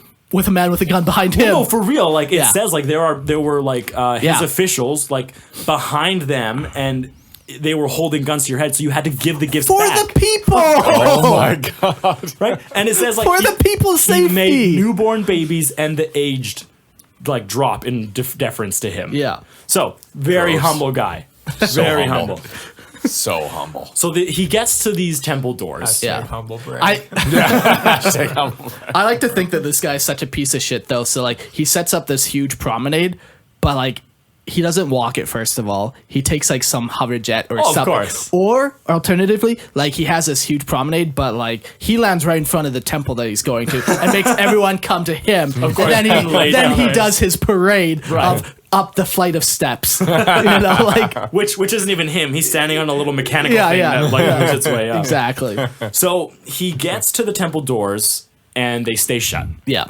And one, like, female, like, not even a high up person, apparently she's like a nobody in the cult, in the convent, she comes out and she's like, oh yeah, you're actually not allowed in here because we don't agree with what you Read the do. sign, no boys. Yeah, no, this is a girl club only. Like, get the fuck out of here. So he like, That's a weird girl voice that I you know, got, it by the wasn't way. great. Yeah. I enjoy it, but I don't have to conform to your idea of what a girl is supposed to sound like. Gosh. All right. So he goes up and he turns around and he's like, it's okay. I'll go through these doors and the emperor will protect me. And this is like a warrior cult, yeah. right? So he is not a warrior guy, No. right? Like, this picture you have of him in your head should not be a strapping, beautiful young man. It should be an aged, disgusting looking guy. Yeah. Picture you in 12 years. Wait, you talking about me? Yes, you. Oh, I mean, it's not good. So, all right, Eric So- when he's 40. it's not good at all. My butt. My back, my neck, my anxiety attack. I have Pussy the in my burden. crack. Anyways, so he claims that the emperor will protect him as he goes in there. So he opens the doors himself. Or You almost like said kick, but he does not. no, I wanted to say he kicks Right, down the right, door, like- Right. but he doesn't. No. No. He gets a couple servitors to come. It's a Roger push. Yeah. Roger the alien from Roger, American yeah, Dad. yeah. I'm well aware. All right, so, So good. So he enters the place Yes. without permission. of course he enters it anyway, and he, in an attempt to show like his divine favor, like he orders one of his guardsmen in full view of everyone to shoot him. Yeah. And he's doing this because he's like, I have the emperor's like favor, and Yeah. he will protect me. And this cult worships the emperor. Of course, Yeah. a little differently than he does it. Yeah. but they worship the emperor. Yeah. So when he comes in, he's like, I have the divine protection of the emperor. Shoot me. Right, and the guard is like, no. No, no, thank you. Yes. He's like, I know this. So you know, a guy with a gun behind him says, "You're gonna shoot him." Yeah, exactly. And even the guy behind, the guy behind Bob, who needs to shoot him, the guy is like, I don't know if like, should I shoot him for this? And the guy behind him, yeah, you're gonna like, shoot him. You are gonna shoot him if he doesn't shoot him. Yeah, right. Like, so he enters anyway, and apparently, like, he's described as like he's purposely trying to look very like frail as well. So he's trying to look like very humble. Yeah, like he's not wearing armor. Of course, yeah. All he has, he says, clutching in his hand is a rosarius. Yeah. Right, which is like a holy symbol. Yeah. Right? But and so much more. Right, exactly. So he's holding this holy symbol. So what ends up happening with this guy finally, after 10 people threaten to shoot the person in front of them? Right, the domino effect. Yeah. What happens when that guy finally pulls the trigger? He pulls the trigger, there's a flash and a bang, and then Goge is fine. What? And the reason is because, oh, look, Rosarius. It has a conversion field in it. Yeah. It's a force field. It's a force field that Yeah. protects him. But what he does is he even accounts this later to his scribes. He's like, I knew they didn't know about conversion fields. So literally he just like tricked them. Yeah. But this won their like loyalty. And we're like, when we're talking like loyalty, we mean like undying loyalty for this guy. Yeah. So they all started to follow him, and he made them all bodyguards and like sex slaves, and also his attendants. Honestly, they did anything and everything for him. Yeah. Because they're one of the few people I would assume he actually trusted this late in his life. Yeah. And he ended up renaming them the Brides of the Emperor. Yes. So he takes them all back to Terra with him, and now they are everything to him. Yeah. Right? He gave them the best training, the best like war gear. Yeah. So best everything, the really. Fraterus Templar is his army, and this is his bodyguard. Yeah. And we're talking about like a small group of women at this point. Currently. Yeah, by at this point. Yes. Yes. Yeah, because it's just like a single convent. Right? Yeah, so maybe a few hundred. Who knows? Who knows? They don't give you a number. But not only that, though, they were good warriors. Yeah. Right? So there's a time of them, they once entered a meeting chamber where there was a bunch of traitorous cardinals are planning like an assassination attempt on him. Wait, say traitorous? Traitorous? Or treacherous? No, not treacherous, like traitorous. Traitors who are good at essing. traitorous. Yeah. Traitorous. I don't think that's the word, but You continue. said it. No, Tartar traitorous sauce. definitely is, but you said it like a blend of treacherous and traitorous Well, at look, the same time. The words aren't good in my mouth. Words mouth Like good. vomit they Mark? spew from your mouth hole. Mark, I feel like you should try and pronounce it. Tartar sauce. All right, so kidding, there just were a kidding. couple tartar sauce cardinals. Yes. And they're planning an assassination attempt on Vandire. And so these brides, they enter the meeting chamber, they lock the door, and then they open it an hour later, and they have all the heads of the cardinals. Yep. So they are actual warriors. Yeah. So we need to understand that they are like attributed like a good prowess in battle. Yeah. All right. So that happens for about 70 years Right, like- of the reign of blood, of just people getting killed for not donating enough and not Exactly. having that. Sorry, I don't want to It was a outspeak. 28.75 yes. degree bend in the knee. Good. I'm going to write that down. Of course, you better. Just to be safe. Because if you don't. So enter Sebastian Thor. Mm-hmm. And this is kind of where everything has reached a climax, and now we're on a spiral. Yeah. And Sebastian Thor, Well, like, so Goge Vandire he's been alive way too long. He's becoming so paranoid and increasingly just like withdrawn and crazy and just to levels that are even wild for him. And he ends up leaving like the Imperium in like a state of decay where he's still taking all this money, but now he's not even building statues. Like he's probably just hoarding it or who knows what. Yeah. But like the space roads, Jordan, they're not being built. they're not being maintained. They're not They being never maintained. are. They never But are. even in the Imperial Palace, Yeah. it's described as there is places where the dust is knee deep. Yeah. Yeah. Right? And, And- the windows were so black with like crusty mud and And dust. dirt, yeah. That when it rained and the light finally shone in, Goge Vandire would like withdraw away Yes. from the And- light. Yeah, and he would Like a like skulking he would go man. into like in his room and like not enter, like not exit for like days. Yeah. So he's a fucking weird guy. Right? Like What a weirdo. So this is where Sebastian Thor kind of kicks in, where He's like, what is happening? yes, but so it all comes to the Dimimar system, and this Dimimar system actually goes all the way back to M32. Yeah. Because they had a cult on there called the Confederation of Light. Yeah. And this is one of the few places that the Ecclesiarchy never really fully penetrated. Yeah, maybe they tried and failed. I don't know if it was described. Do you What remember? it is that they couldn't take away the people's already very like strong belief in their current cult. Okay, so they're kind of just like, it's close enough.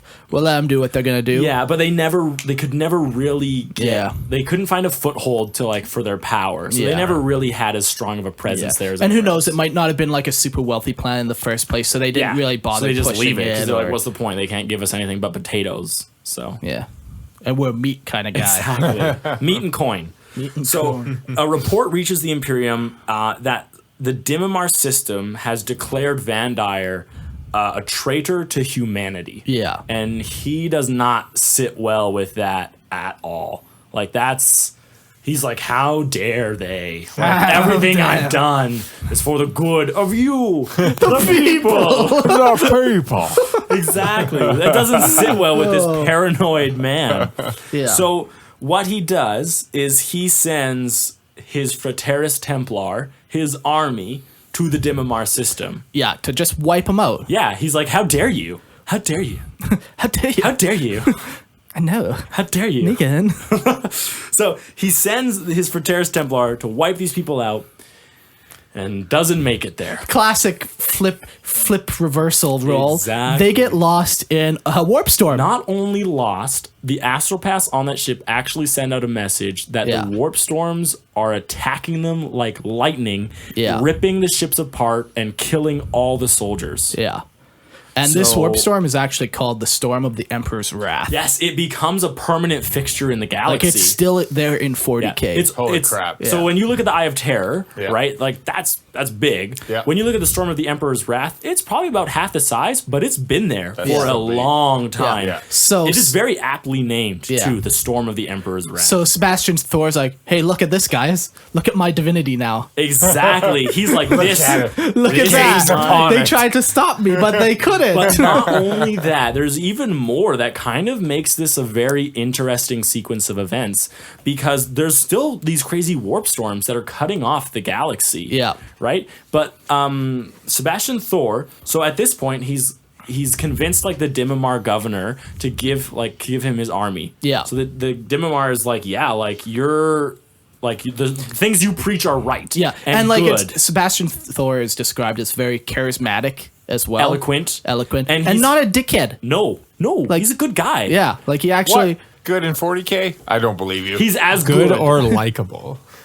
I would say good, if anything. Yeah. Like But you he's know what? seen the He's problem. not as bad as Vandire. Maybe that's the better way to word Yeah. it. Actually, yes. So I don't know if he ever does like Sebastian Thor never turns to corruption. Nope. Like he never starts extorting people of their money or anything like that. Like Everything through him is like through words. Yeah. So And- he, even when he like goes and is like talking, like trying to convince people to join him, he like I don't think he ever uses military might. Yeah. He does it all through his like words. Like persuasion. yeah. Right, And I would exactly. say he is a good guy. Like he went against Goge Vandire. Like he said he's a heretic. Yeah, and there's no And a winning traitor. against Goge. Yeah, And it has exactly. been that case for generations. Yeah.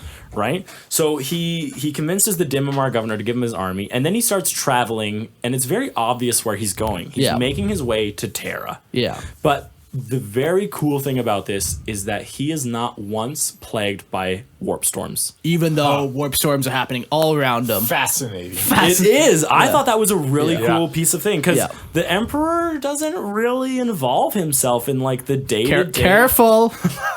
You're Nah, treading he protect. close to heresy. Sometime the Emperor attack, sometime the Emperor protect. But most of all, he slept. Most of all. So he is not once plagued Yeah. by warp storms in his travel, and Yeah. he just goes from planet to planet and is just like, hey, my name's Sebastian Thor. Going to start a revolution. Would you like to join us? Yeah, so he was able to convince 80 planets in that very way you just In described. 3 months, And- though. Yeah. 3 months, he hits 80 planets, and they all are like, yes, like I will join your What is that? confederation That's like a of light. planet a day. Crazy. Oh, That that's It's a planet a day. yes, yeah. That's wild, actually. It's crazy. Yeah. Like this man is How's on. that even possible? He's on. Right? He's on a mission. Yeah. Right. Well, he might not personally go to each planet, but when you No, get he does. if you get in range of like their communication, you can just communicate with them in chat, right? Yeah. So who knows? It happened. But This is all fact. it's This just- is all real. Of course, yeah. So each planet he passes, they pledge their loyalty to him, and then once his name starts to spread, like the church tries to demonize it. They literally try and spread propaganda that he's a demon. Yeah. And trying to like cause like dissent course. like among the ecclesiarchy, right? And for a lot, it's the church. Of course, you're gonna believe him, Yeah. right? So it's it was kind of cool to see like this one man who like stood up for like what he believed in, Right. enough that he's like, I need to make this difference. So that Yeah. it's a really cool story. Yeah. And that really leads like the entire Imperium to rebel against the Ecclesiarchy at this point. As his name and what he's doing starts to spread Yeah. out of the Dimimar system, like he gains like followers and like loyalty Yeah. from every other planet who has felt the oppression of the Yeah. ecclesiarchy. And at this point, the AdMech or the Adeptus Mechanicus and the Space Marines decide to step in again and like, you know what?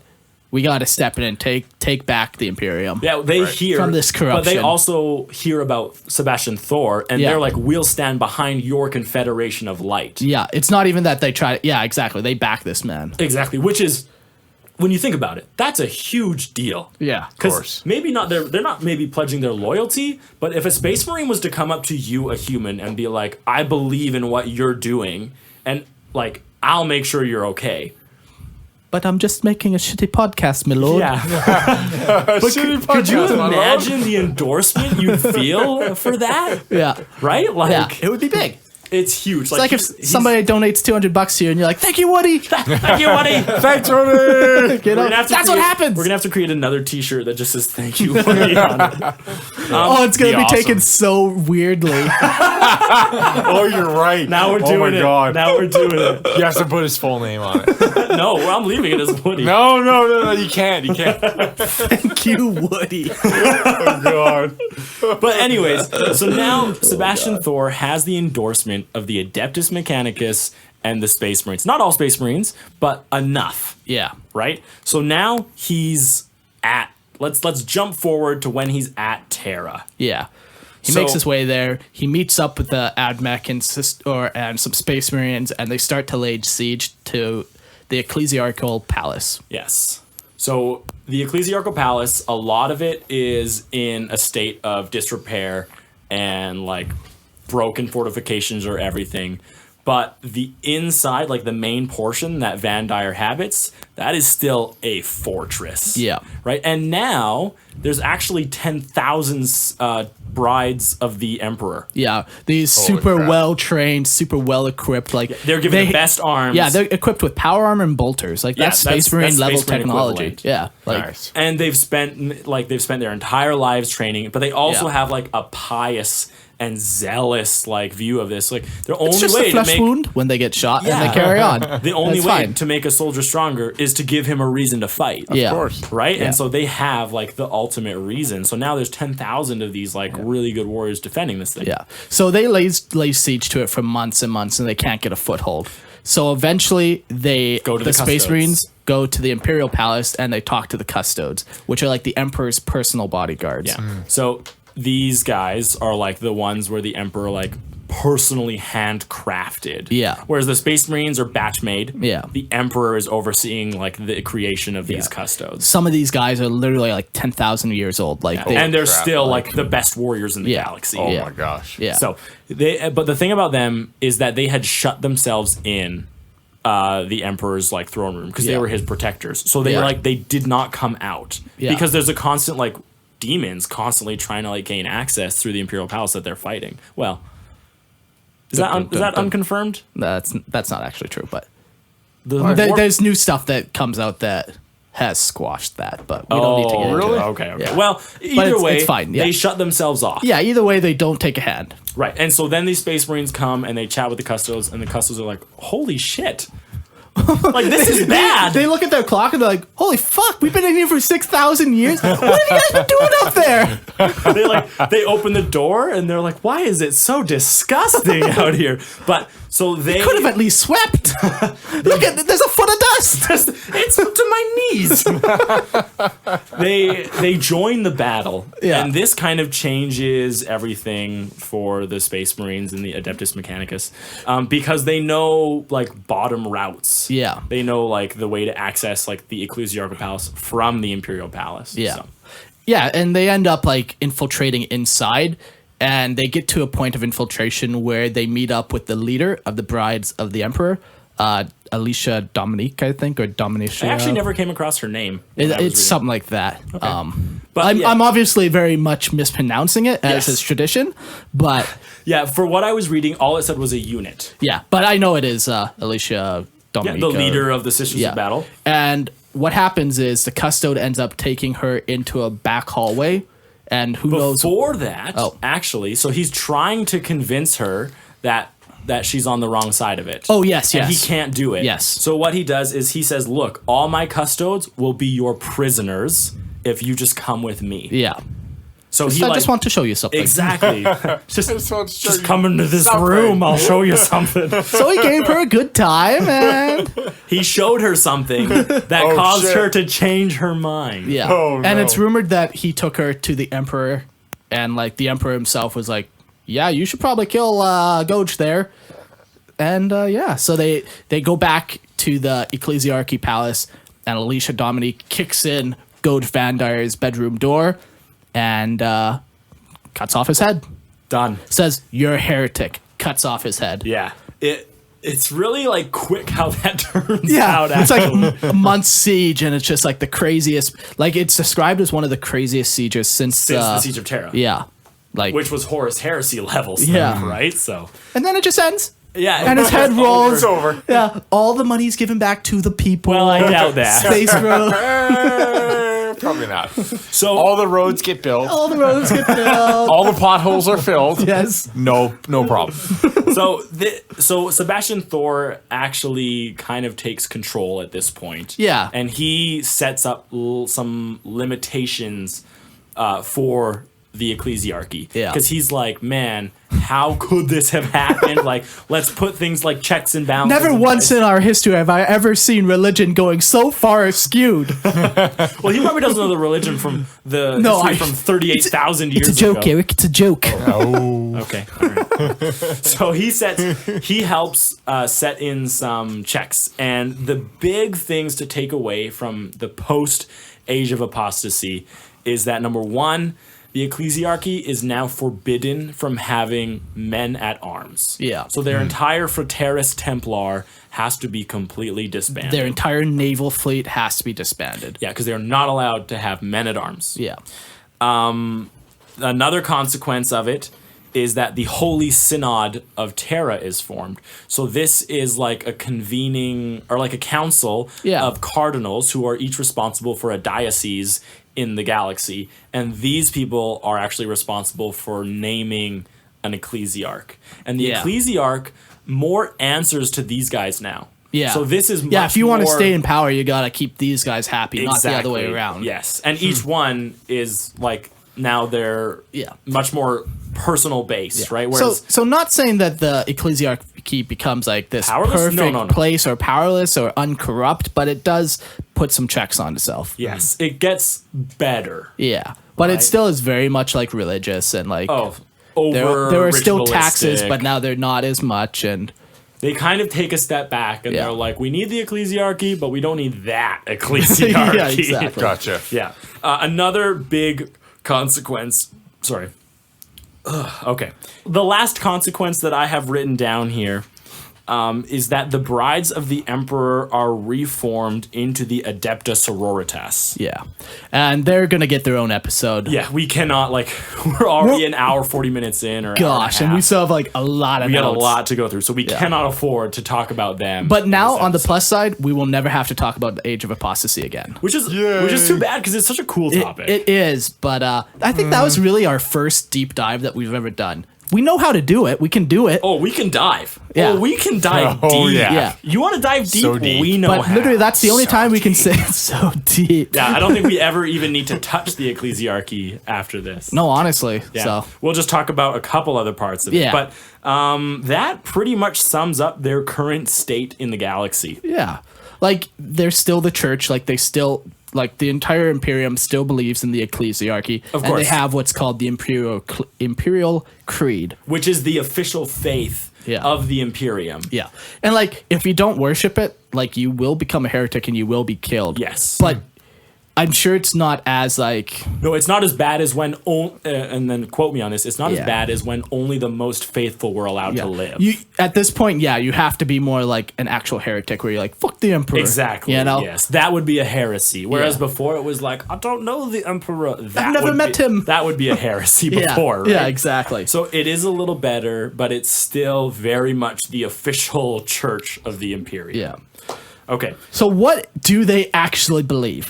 What is the Imperial Creed? It's funny that I bring this up because that happens to be the next thing on our notes. Oh, Mark, thank you so much for segueing that for us. The Imperial Creed actually, it would be really cool if GW like released. Like a church pamphlet. Yeah, I would really enjoy that. The 7 steps to a good, healthy faith. Exactly. Or like, how do you best serve the emperor in your day-to-day life? Like, How much tithe is too much tithe? nothing. There How we much go. tithe is too little? Less than 80%. So these are the things that we found through our looking of what the Creed embodies and like the basic tenets of the faith. Yeah. So the very first one we found was that like the emperor once walked among men. Yeah, he's not some fictional being. Yes, he was alive and he did live among us. Yeah.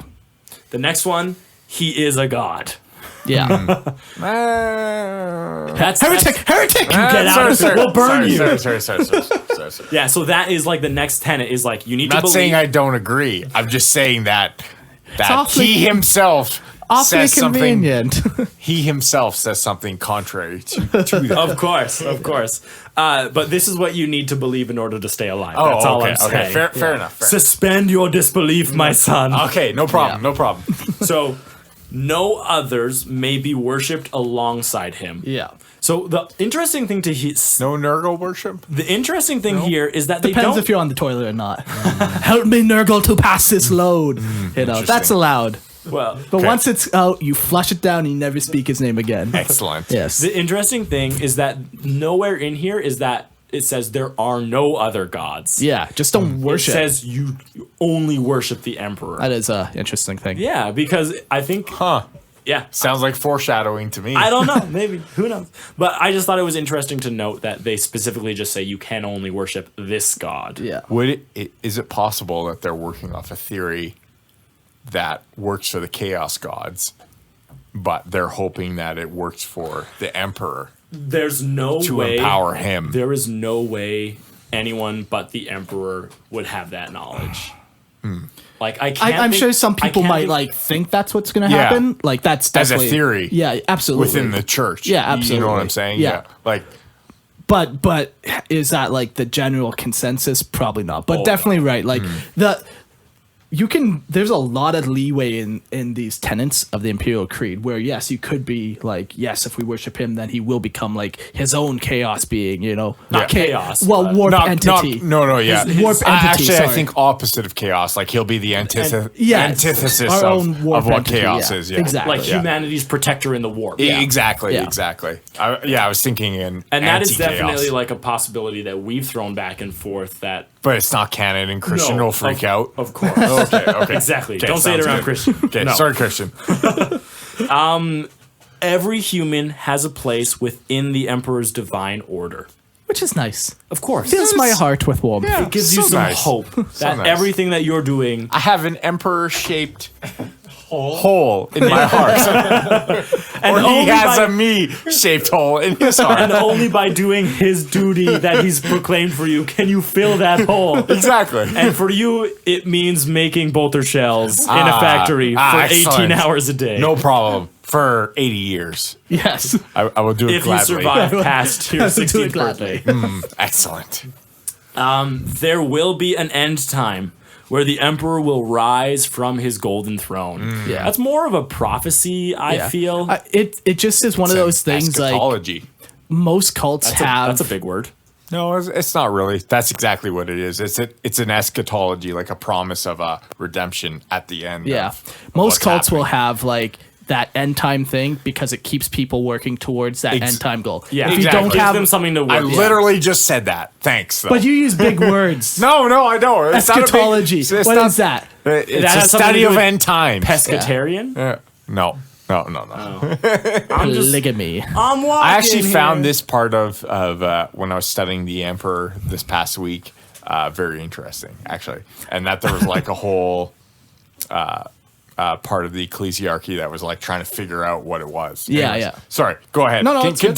Continue. I'm just saying it was interesting. Yeah, no, I like the church and like it's so crazy because they worship the emperor even though he does not want to be worshipped. No, he But, like, directly said, "Don't worship me." Yeah. Like very directly. yeah, it's just so fascinating the way they can wrap their mind around that and like how it all came to be. What's it called? Mental gymnastics. Yes. Right. Yes. That's Yes. it. That's it. Yeah. One of the other tenets that we found was the atonement for your sins are achieved through servitude. Yeah. Ooh, excellent. You like that. You like that 80 that's- years in the so factory. Good. So good. So not only is So your- I'm redeemed by making bolter shells yes, for not 18 hours not a only day. is that your purpose, but it also saves your soul. So good. I'm so happy. I'm so happy. Oh, thank you, Emperor. And the last thing I have written here is sin of the psyker, which is a blessing and a curse. Yeah, basically, like the emperor has always had like a heavy, watchful hand eye. Yes, it's a word. Watchful hand eye. Yeah, Hand on and psychers. eye. Like he realizes that they're important, but they have to Even be necessary. watched. Yes. He's so scared of them. That's why they did the whole trial of Magnus in the first place. Yeah. So those are really the main tenets. Like anything outside of that, like sure, maybe you believe that you do have to have your knees bent at 28 degrees, 0.75 or whatever. Yeah. Like all those can fit inside just as long as you are doing those main things, those 7 main things.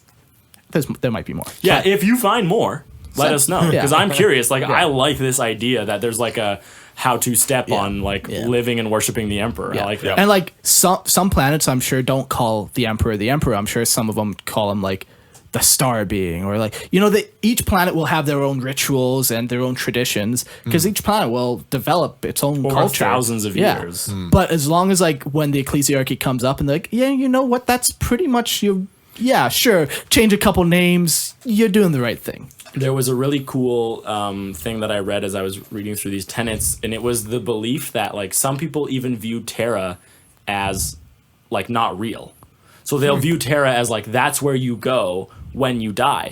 Like heaven. Exactly. Yeah, like gotcha. so Afterlife. What or it whatever. really Yeah. sounded to me was like Valhalla. Yeah. Like you'll go there Gotcha. to reside with the other Interesting. warriors and the other beings that worshipped him. Interesting. And it's just this You'll be right beside the emperor on Terra. yes, Yeah. like that's where he resides, and that's where you'll go when you die, as long as you follow the We tenets. go to Terra in battle. No, right? exactly. Like, that was- yeah. and is you kinda go cool. like to That's really protect cool. humanity on Yeah. Terra, and I actually really liked that imagery Yeah. of like a backwater world. So at some point, I might have to like write a backstory Yeah. for like these Yeah, people for that sure. like view Terra as like they fight so they can like So- be worthy of going to Terra. So Absolutely. you're stay true to like North mythology, unlike Space Wolves, and you go heavy on the Norse and not on the wolf. Right, because the wolf is absolutely dumb. Yeah. But the Norse is really sweet. Exactly. wolves? Wolves on wolves on wolves.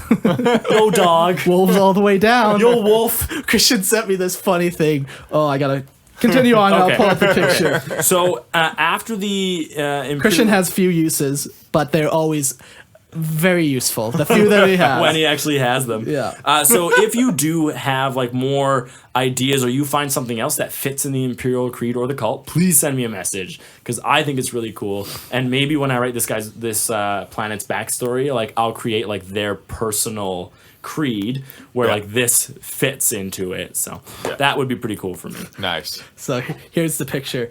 It's 5 kids on one side talking to another kid on the other side.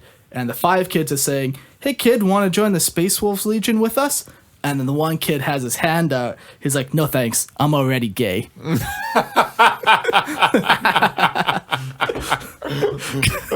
Just wolves on wolves is wolf. Well, They have technically some any Space really Marine can do dumb that. lore holes. Yeah. Like And, their plot and armor. we don't discriminate against No, homosexuals. like I don't care. Whatever. Yeah.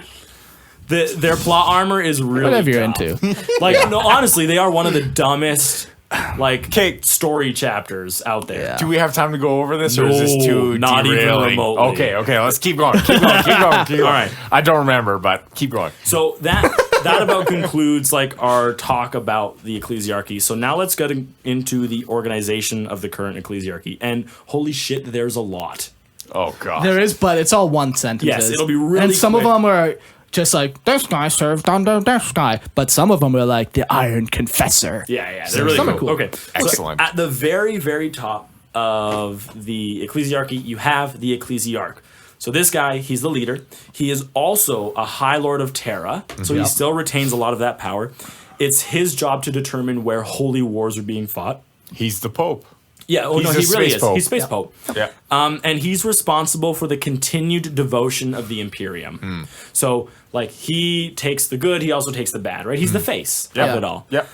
But the thing, but right below him is the Holy Synod. So these are comprised of this Holy Synod is comprised of powerful archcardinals and cardinals who help A, vote him in, Yeah. and then B, like, they're the ones who are also helping him determine where to go. Yeah. So this is a multi-rank. Like you said, you could be a cardinal or an arch-cardinal and have and this. be a part of the Holy Synod. Yeah. It's normally comprised of the most powerful arch-cardinals and cardinals, and you can be a cardinal and have more powerful than an arch-cardinal. Yeah, it just all 'cause we- depends on the diocese that It's you all rule. political. Yeah. Yeah, of At course. the end of it. Of course. You can be a cardinal of a single planet, and that holds more sway than an entire sector. It purely might- because of the tithes that come yeah, out of it your might planet. be super wealthy. Yeah. Right? So, Yeah. or Gotcha. produces like the best commissars out of their Schola Progena, right? You never know. Gotcha. All right. After the Holy Synod, you have the Arch-Cardinal. And they oversee a sector synod. So basically, like they're in charge of a sector. Like, Yeah. it's pretty straightforward. Underneath them, they have cardinals, and they oversee worlds, or sometimes more than one world. Like, yeah, it could be an entire system or whatever it may Or be. 20,000 worlds. Could in be a sector. Yeah, numbers. No, probably you, not that You will much. find that numbers in 40K are not very. They're not really a accurate. thing. Yeah, Precise. like Yeah. Let's just talk again about the 90,000 square mile palace. Yeah. Are we talking habitable worlds? Or are we talking like dead worlds plus It could be habitable both. worlds? Like That asteroid is a world. Pluto could be a world to them. supposedly it.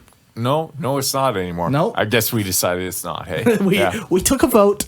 yeah, and we it's took a out. vote, and it's a subplanet. So get fucked, Pluto. So underneath cardinals, you have archdeacons, and they are subordinate to cardinals, and they help oversee daily functions and duties, including the flow of tithes and offering. So the cardinal has a bunch of these guys underneath them, depending on how big of a population he has, and he's Yeah. just in charge of that. And he's just skimming off the top of every Oh, yeah. single tithe. Oh yeah, 10% Guaranteed. comes in. He's like, yeah, only 8% came in. Yeah, only 8%. These guys are like real low on their tithing. I don't know what's wrong with them. Been a tough year. It's been a real tough year. Yeah. Underneath Production's them, down. they have deacons and deans, and they oversee distribution of resources as well as the actual collection of the tithes. So Excellent. they're also skimming off the top. Well, So everybody's much got a skimming. skill. You know? So much skimming. What's Yeah. the point of having the position if you can't enjoy a little luxury every once in a while, you know? It's a very well-oiled bureaucracy. It is. It's so good. It works so good. Statism works really good. Everybody is a cog in the machine. That's You've right. got big ones and little ones, and all the cogs work together. Exactly. Underneath. Sorry. That's Rage Against the Machine. Never mind. Oh, that's a good band. Underneath them, you got firebrands. and they're I like responsible. this name. I want to Yeah. hear. Yeah, I want to hear more about this because I Okay. was wondering. They are responsible for rooting out heresy. And, Important job. Well, Yeah. not only that, Of course. but the Inquisition also makes use of these guys. yeah. And they're pretty overzealous, apparently. They, I put Like- over, Just a little, I put like normal. overzealous with a question mark. yeah, they like fire and branding. Excellent. Excellent. of heretics. Good qualities. Good Yes. qualities.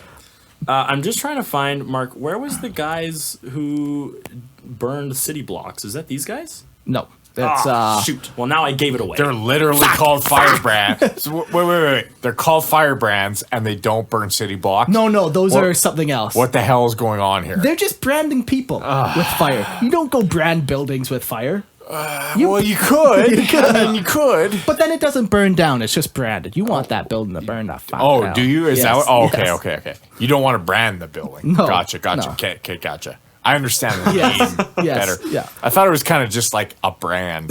No. Oh, okay. It's You're a literally literal- branding yes, with fire. yes, Okay. yes, Understood. yes. Understood. We're good. like, We're there. like cattle. Yes, Yes. I understand. Except it's not with fire. They just heat it up. It's not. Of course. It's not like a big deal. But I feel like Minor criticism? well, I feel like 40K. They literally like put a flamethrower on their brander and then stick it right in. Oh, yeah. Right? Yeah, definitely. They probably don't even bother pointing the flamethrower away from the person. No, but- they probably just put it right on him Yeah. and just like stick cold metal on him. There you go. Works the exact one same. for you, one for you. So underneath them, they got drill abbots, and they're in charge of the Scholaris Progenium.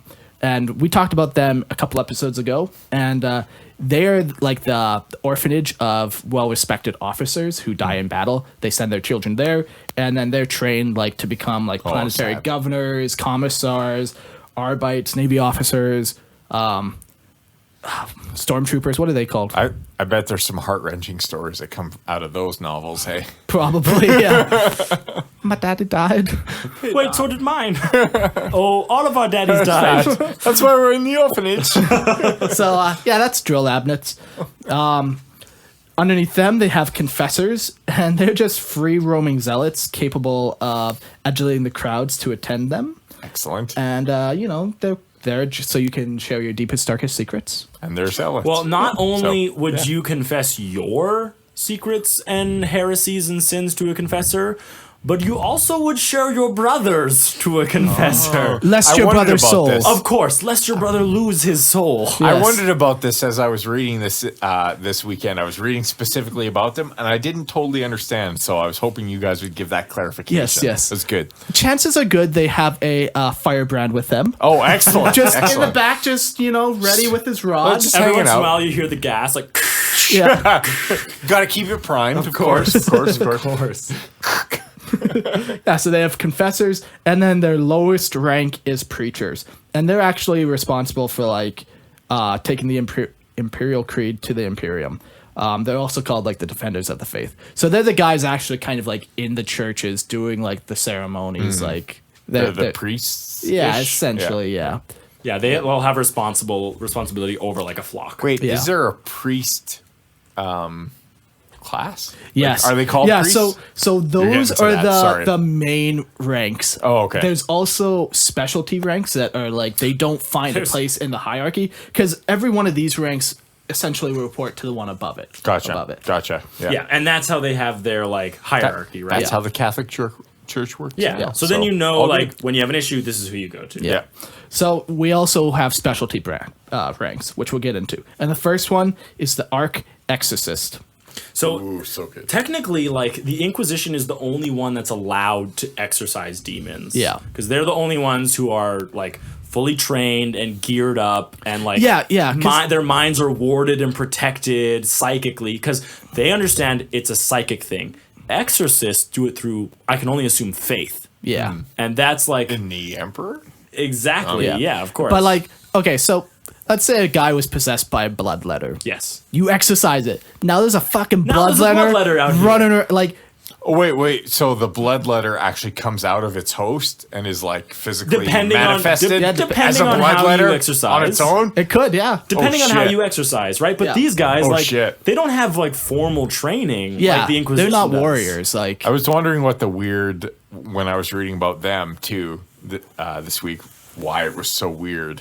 What was described about those guys specifically? Yeah. Because it was almost like they're not legitimate exorcists. They are yeah, not. and that's why it's Yes. like a specialty rank because they're technically breaking the law. Right. Like, yeah. But I couldn't wrap my head around like like they're actually helping you guys though. Like, Yeah, But they it's have just the hell's ability going to on here? cause damage. yeah. It's just like just imagine if one of these arch exorcists had like a latent psychic power that he was not aware of, and he's talking to a demon. Like trying to exorcise this demon, then that demon corrupts him and opens up a warp rift on the planet. Now the whole planet's fucked. You know, you just don't want to mess around with the warp. okay, fair enough. But these Fair guys, enough. like they feel so strongly in their faith, Yeah. that they are like, no, like I must like save or like Yeah. purge this evil from Yeah. the Oh, they're emperor's. so good. Yeah, They're like the Pentecostal version of the Ecclesiarchy. yeah. So we also have a specialty rank called the Banisher. And unlike the Arch Exorcist, these are like certified by the Inquisition to help banish demons. To help banish Yeah, demons. that is the key word. So yes. who does banish the demons? Inquisitors. Are we okay? Yeah. Gotcha. Or like these guys could The too. Like Banishers- who knows yeah. how much power they actually have Exactly. in banishing it? It's going to Gotcha. be up to the Inquisition Yeah. of ultimately who is allowed to banish and who is not. And they just okay, gotcha. Yeah. Yeah, makes sense. But yeah, then if something crazy does happen, the Inquisition is there to like meet that. Back 'em up. Yeah, Yeah. exactly. Yeah. Through I would say more like physical means and more like spiritual, physical no. or psychic. Psychic, definitely like Not all Inquisitors are psychics. yeah, so- but even if they don't, there's no way no one in their retinue isn't. yeah. Either way, they back him up Yeah. though. And Yeah. if you're an Inquisitor and you're going after like a demon, you are psychic or someone in your retinue is. Like you would never confront a demon if Why you not? had no warp capability. I probably wouldn't want to go against a demon with somebody who could also have psychic powers. No, but he's like sanctioned in your guard, right? Like you I chose still wouldn't him. fucking trust them. Well, then you would just never go against the demon. No, I And you'd still call would, for and I would someone else. end it with a bolter to that man's head. And there, But you what if- are saved. But that's And then not the enough to demon goes exercise. away? That's not Yeah. enough to exercise a demon. But then he's dead and gets sent back to the warp. Maybe he just goes and enters another person's body. Then I shoot him. The less people around, the less. All I'm saying Yeah. is that the only real way to deal with it would be to get to someone who understands the demon's power. You could shoot a million hosts, and that demon might never leave. Shoot the whole Fucking planet. do it. Murder the entire Being a psyker is a sin. And a blessing. An interesting thing Yeah. to note about banishers is that they are raised from the school of Progena. Yeah, because they need to be like, Very pious. yeah, Very strong in their faith of Yeah. the emperor. yeah, yeah. We also have Crusaders, which are stalwart. Stalwart. Warts. What's They are- stalwart. There we That's go. another word for stalwart. Steadfast. Perseverant. Yeah. Yeah. Or steadfast, yeah. I don't want to carry on. All right, Steadfast is way better. they are a stalwart warrior with devout and unswerving faith in the emperor. So these guys, they're like the arch exorcist mashers, but with no demon side to it. They're just really pious warriors. Yeah. That's all. And they're usually bodyguards for people of importance. Yes, like members of the Ecclesiarchy. Yeah. Like a cardinal's going to have a crusader as a bodyguard. Yeah. Nice. The interesting thing about them is they're actually armed with power swords and storm shields. I think they even have power armor too. Really? See, Yeah. because that's a pretty crazy piece of equipment to be carrying around. Yeah. So they're Where did you hear about the power armor? Because I didn't read that. Just if you look at their models, it looks okay. like Okay. they're wearing power armor, but it well, might just la be. dee da, Mark.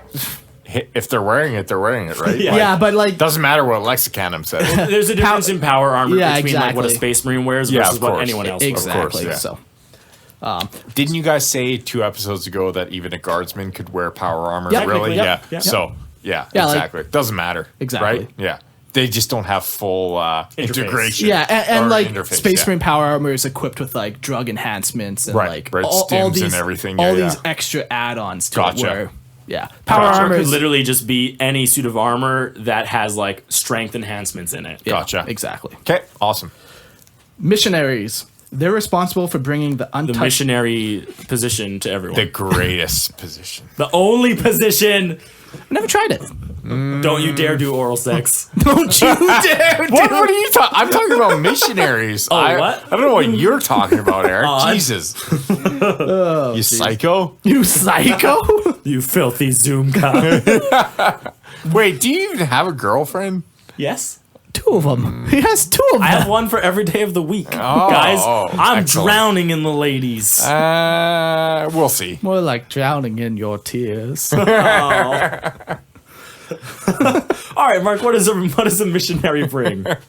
They're responsible for bringing the untouched worlds of the Imperium, the Imperial Creed. So they're literally just missionaries. Like, we all know what they are. Yep.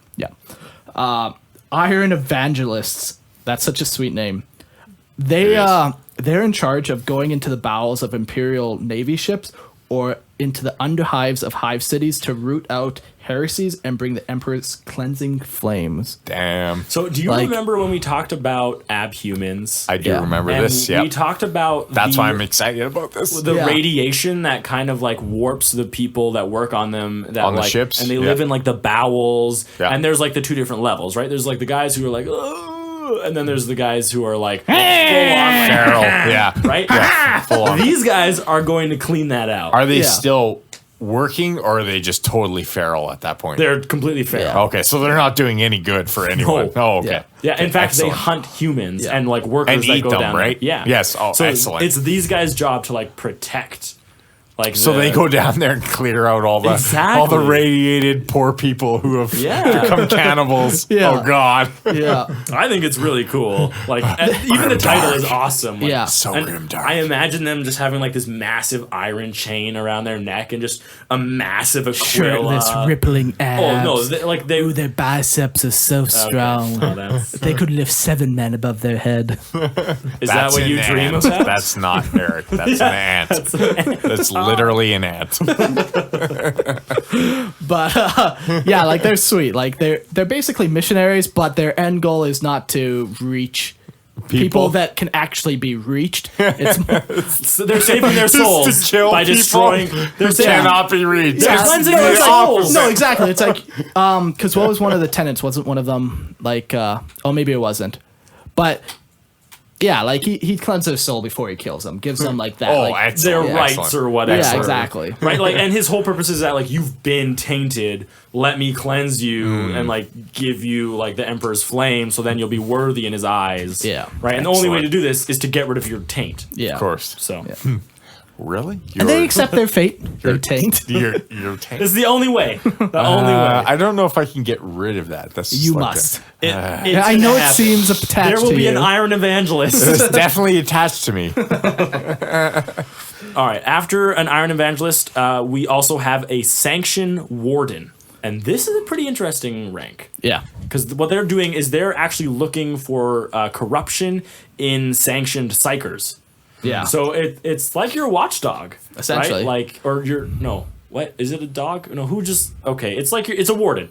Right, Yeah. he's responsible for a prison, looks over the guards. Okay, so you have a bunch of psychers, and they are like your astropaths and your navigators and everyone who does that. And these guys are like, they're sanctioned, so we Yeah. need them. But I'm just going to going- make sure that none of them are getting corrupted by chaos. He's just got a bunch of psychers lined up on a wall. And he's like, hey, seen any demons lately?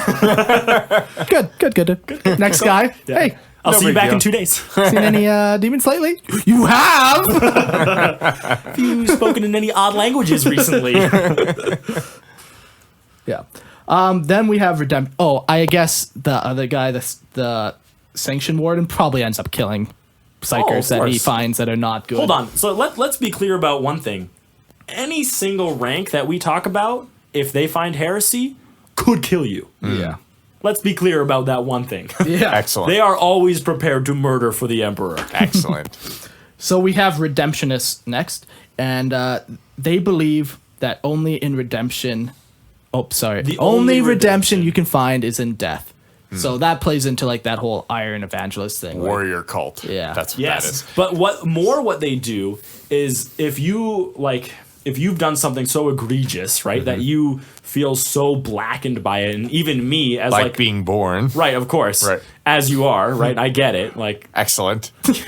so even if you're like your soul is so like tarnished what you feel, and even I'm like a confessor has heard your sins, and even they're like, oh shit, like there's no going back for this guy. Yeah. Then they bring in a redemptionist, Yeah. and that guy's job is to help you find a way to die in service of the emperor. Which- Oh shit! Most likely it involves torturing them in the most cruel way imaginable. or just God. joining the guard. Yeah, Or that. I'd rather join the guard. Yeah. No, but- I'm sure a ripped lot of apart these by guys an are orc. though sick though, and they find like through death Is that really the through torture. image you got out Yes. of them? I Oh, got yeah. like a very different image. I got more like a divine reaper, like someone who's like, let me guide you on like we need The meat correct shields. path of death. Yeah, like, I'm sure or, there like, are some of them, Here, for like, sure. let me get you onto a black ship. I wasn't right? really sure when I did read about them, and I wasn't sure what to make. So I'm like I'm sure split there's between both. both of you. Yeah. Unfortunately, well, let's take a vote. Take a vote. All right, obviously, I'm a good guy.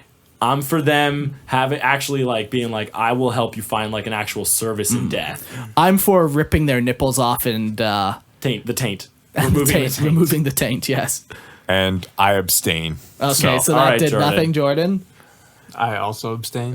Perfect. You guys are losers. Classic outcome. Yeah. Welcome to Lorehammer, where we don't decide Classic anything. Swain tactic. Yeah, if you guys have ever heard of redemptionists, like, let me know what you think they do, because Yeah. I think it's worth. I can seeing see him what doing people- both, honestly. Like Yes, I'm of not course. set in my mind. Yeah, but sure. There's gonna be both. There's millions of them out there. That's the so- thing about like I feel like we have to put in every episode like everything we're saying. There could be something on another planet that somebody's written about that they do things completely differently. Yeah. And somebody will message us about that one planet. Exactly. They'll be like, "Hey, did you know that Sanction Wardens Yeah. don't even worry about?" And I'll have to navigators?" try to say politely, no, I have not read every 40K book. I have not read one 40K book. What do you want from me? How many 40K books are there? Like hundreds. Yeah, there's like hundreds. so hundreds, many. man. I Like, thought 100, man. like They let no, anyone like write in the Black hundreds, Library. man. oh Well, my not anyone, God. but they have a lot of people write in the Yeah. Black Library. So they can just like make up stuff. Yeah. And Yeah. It may not even be canon. well, Well, no, that's- it will be canon, but there's a lot of liberty within it Yeah. just because of the vastness of the galaxy. Gotcha. you can so they literally can make up try and anything. explain anything Of away course. if Yeah. they need They- to. Warp There's storms in really- isolation. Boom. Yeah. Done. Yeah. There's really gotcha. only a couple key things in 40K that nobody can fuck with. Yeah. And that's like the biggest one off the top Space of my Marines head. being males. yeah. Like that's We'll see about that. like if somebody We'll fucks see. with that, We'll see. then they're fucked. Like Yeah. you can't Yeah. do it. I would be very surprised if she did let that stand. Yeah. Like there's a couple things that cannot, but anything else is literally within their preview or whatever. Excellent. Purview? Nice. Purview. Purview, yeah. Previews. Nice. No, not preview. So Oh, Jordan. welcome to have you, Jordan. Well, Hey, welcome man. to the How's it going? podcast, Jordan. How's Facebook been? Hey, I have been watching the levels. I told and you he's on Facebook. I'm not. He just looked at it and he literally said, "I'm not on Facebook." He's on Facebook. He was playing Farmland earlier. People still play that? What Well, is your computer Farmland? can't handle it. Anyways, after the Redemptionist, that kind of takes up all our specialty ranks that Yeah. we have. And after that, we're gonna go into Minoris ranks. And from what I understood about these ones, they were in fuck what book? It was in RPG that what was that company that made them? Like the Death Watch RPGs, the Only War RPGs. Oh shoot! You know exactly what I'm talking. I do know exactly. Fantasy Flight Games. Yes. All these ranks were in a Fantasy Flight Games book. Okay. In a specific sector. Right. So we know these exist, but we don't believe that they are galaxy wide. Yeah, exactly. And there could be billions of different other ones of these. Like anyone could make up a minor rank, and I'd be perfectly okay with it. Of course, Like, yeah. So The that's only all. thing you couldn't really mess with is like the top portion. Yeah. Obviously, you can't say, well, this guy is the Arch Confessor Mago Biologist because Of the Ecclesiarchy. Yeah, And you know. he's on the same level as the Ecclesiarch. We'd be like, well, no, you're an idiot. So these are minor ranks that exist in this one portion, just to give you an idea of different titles or ranks or whatever. The first one is the Pontifex. And we have no idea what that does. Perfect. The next one is the Logisticaurus. That is not And the that is next. also unknown. The next one is the Choir Masters, and they're also unknown.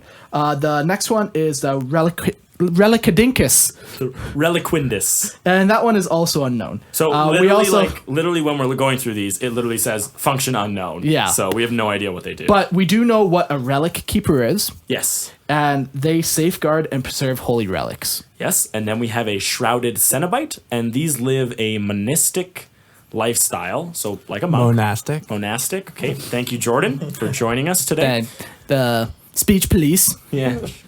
Speech Nazi. I am making sure that you have the highest of quality audio. Jordan, I'll just give you a little touch right there. Thank you for joining us. Right on the tip. I seen it go in your hand. And then the last one we have of these Minoris ranks is a. I guess I didn't finish the Shrouded Cenobite. So monastic lifestyle. They live in contemplation and prayer concerning the mysteries of the God Emperor. That would be probably the best thing to be in all of 40K. Oh, it's definitely in my top 5. Knocks on your door. Hey, do you wanna join the Imperial Guard? Sorry, I got to contemplate the mysteries of the God Emperor. Oh, like, do you want to contribute to the PDF? No. Sorry. I gotta contemplate the mysteries of Would the you like God to join Emperor. a factory because we all need to work You know our what? place? Maybe if when I'm done finishing contemplating the mysteries of the God Emperor. What about making some food because this is an agri world? I feel like I really gotta live in contemplation of the mysteries of the God Emperor. Hey, you want to go on a black ship?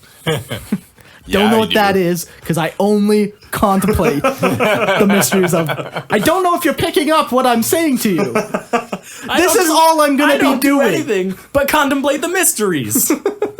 Yeah, no, it sounds like a very simple but easy lifestyle, Right? And like, they're like, so what mystery did you solve today? He's like, I'm still working. I'm still working on What it. one have you been working on? Oh, The just how mysteries. glorious he is. Yes, That's like, it. That's the mystery. Is it a scale of 1 to 10, 1 to 100? Like A to B? Either way, he's a 10, 100. Like I'm trying to contemplate the scale. Yes, exactly. But either way, he's in the top. I'd like to put it into perspective, but I'm having trouble understanding the galaxy as a whole right now. Yes. No, honestly, that would be a simple one. Yeah. All right, and then in our last portion of the organization, we have. Oh, sorry. There's one more. Chapel Master. Oh, I'm sorry. Oh, good. And they maintain the chapel and are responsible for the day-to-day administration of places of worship. So I'm assuming they work in part with like the preacher. Yeah. Yeah. Exactly. Like. Someone has to clean the chapel. Yeah. Right. So might as well be them. Okay. After that, we have the alternate career ranks. Yeah, and I think these ones, the same thing can be said for the last ones. I think these were also in that Fantasy Flight RPG book or whatever. So some of them might not exist. But they have like very specific purposes, which is really cool. So yeah, and they're sweet. And they're lumped in with the Ecclesiarchy, but they to me, when I look at it, they don't really have like an ecclesiarchal. One of them does. Have like an ecclesiarchal. Okay, shoot. Ignore what I'm saying. All of them are. Yeah, so ignore what I'm saying. The first one, Shut this up, is probably Eric. the second thing I'd rather be. So first one I'd rather be, well, if I could choose to be in 40K, I'd be the Shrouded Cenobite. Okay. And I'm just contemplating. Yeah. Mooching off others. The next one would be the Incinerate Priest. And what does an incinerant priest do? They're in charge of always having the candles lit and incense burning. They're also in charge of burning heretics. But Okay. that part kind of sucks. That's why it's number 2. Is that the same as incense burning? It could be. Every fire needs fuel. Exactly. So, And a smell. and the smell. I accept nothing less than the burning flesh of my people. As Yeah, incense. There's literally a rank of a guy who just lights candles. And like, literally, this is a I'd be that 24-hour guy, job. No problem. Yeah, No 24-hour problem. job, though. Like, Just going around going click. and you Light. look around and there's like a trillion candles. So I'm an electrician. A trillion. Literally. Yeah, I'm an electrician. My wife literally, like, when we started dating or whatever, she's like, so what do you do for a living? Like, I picture you just in a warehouse full of lights and you just go around changing light bulbs. And I said, yeah, that's pretty much it. So you're 17 and I'm 23. Interesting, yes. But then the interesting thing is, by the time you're done, Yeah, the there's- first one's out. Exactly, yeah. Like, So just go back. Yeah, just a massive warehouse. So that's what these guys are doing just with candles. Like, there's always another candle to be lit. Oh yeah, in Excellent. 40K. Yeah. Excellent. Okay, next rank. Or thing. I'm not on the right page. Okay, so you're leaving me to say words, and you know I can't. Praecentor of Penance. Praecentor? They deal with humans that have faced something they cannot reconcile. What do you think? Like, Every human, then, basically. Yeah. well, Thanks, guys. like, how do you think they deal with it? That was my thought. On Oh, this it's whole quite thing. simple. Murder. I will help you, my son. Let Bend me over. murder you. Jeez, yeah. Yeah. But they would be viewed as like the counselors, right? Yeah. Like if a preacher, someone comes to the preacher and is like, I can't, like I saw a demon 30 years ago when I was over here, Yeah. and it's plagued my mind ever since. They give it to your precentor of penance, Yeah. and that guy's responsible for helping him walk Yeah. through it, right? Like they actually seem like they're good guys. Like I think these guys actually are trying I to think help the people lower get you through. are on the totem pole, Yeah. the less likely the corruption has to Yeah. hit you. Yeah. Like especially if you're dealing with the individual people, Yeah. you're much less likely to be as corrupt. Yeah. And you're way more like in it for the people, and you're way more like you believe in what's happening. Like as you get up the higher and higher, you start to realize like lots of flaws, or you're like, this is just a giant fucking pyramid. Yeah, exactly. You know, Like, wait, I can just get money and power? yeah, exactly. Next, we have prelate at arms, and these are priests that are on the front line with like the Imperial Guard. So Yeah, they actually travel with guards. yeah, from planet to planet, preaching Yeah. to the guardsmen. Yes, of course, and making sure that like their faith is strong. Yeah. But an interesting thing about these prelates is that they'll go to like really far out places. Yeah. So A little different than a missionary, but similar. yes, a little different. Okay, Rector. I honestly sometimes think, holy fuck, I can't read. Like, to a point where sometimes it's like, wow, Maybe because it's too late. it might be. Put me down. I shit my pants, put me down. This is it, hey? This is when he realized he didn't deserve to live. Okay, how do you say this? Rector erudite. Erudite, yeah, that's it. Help commanders navigate the red tape and bureaucracy of the administratum. They use their wisdom from many matters of dealing with heresy, traitors, and other moral threats. I like these guys actually. It's a funny rank. Like, this guy's just like, I don't know, he knows how to wheel and deal. Not only that, but he's an advisor. Yeah. He's just an advisor from like with a faith-based view. Yeah. Right? So Charismatic. yeah, maybe, but like a lot of it is just like, hey, like the commander of the ship is like, oh my gosh, like I need these rations. Like I don't have enough. And this guy's like, The best way to handle this situation is half rations. well, not only that as well, but he's like, well, there's like actually 30 pages you have to fill out to like request like these rations, and he's like, I'll help you navigate through it. Like I know how it works. I can read. Right, exactly. I can read. Oh shit. So after that, that's really all the minor ranks. Like, obviously there's more. Like, you could literally make up any of these things and they could be canon and it would be fine. So that's really the whole Ecclesiarchy. Like, that's the main Ecclesiarchy. They also have a bunch of different branches that they're in charge of. Like the first one that we'll talk about is the Scholia Progenium. And we've talked about it now 3 times. Like, these guys are in charge of that. They make sure all these orphans are like, brainwashed into believing that the emperor is the best, and sent to be a commissar to shoot people who flee from battle. He is the best though. So, yeah. So like they're in charge of that. They're also in charge of, and this one is an interesting one, the Frateras Militia. Yeah. And they are the unofficial successors to the Fratitos Templaris. The Fritos. The Fritos. Yeah, because after like Sebastian Thor, the rule was that they're no longer allowed men at arms, so they dissolve it, Yeah. right?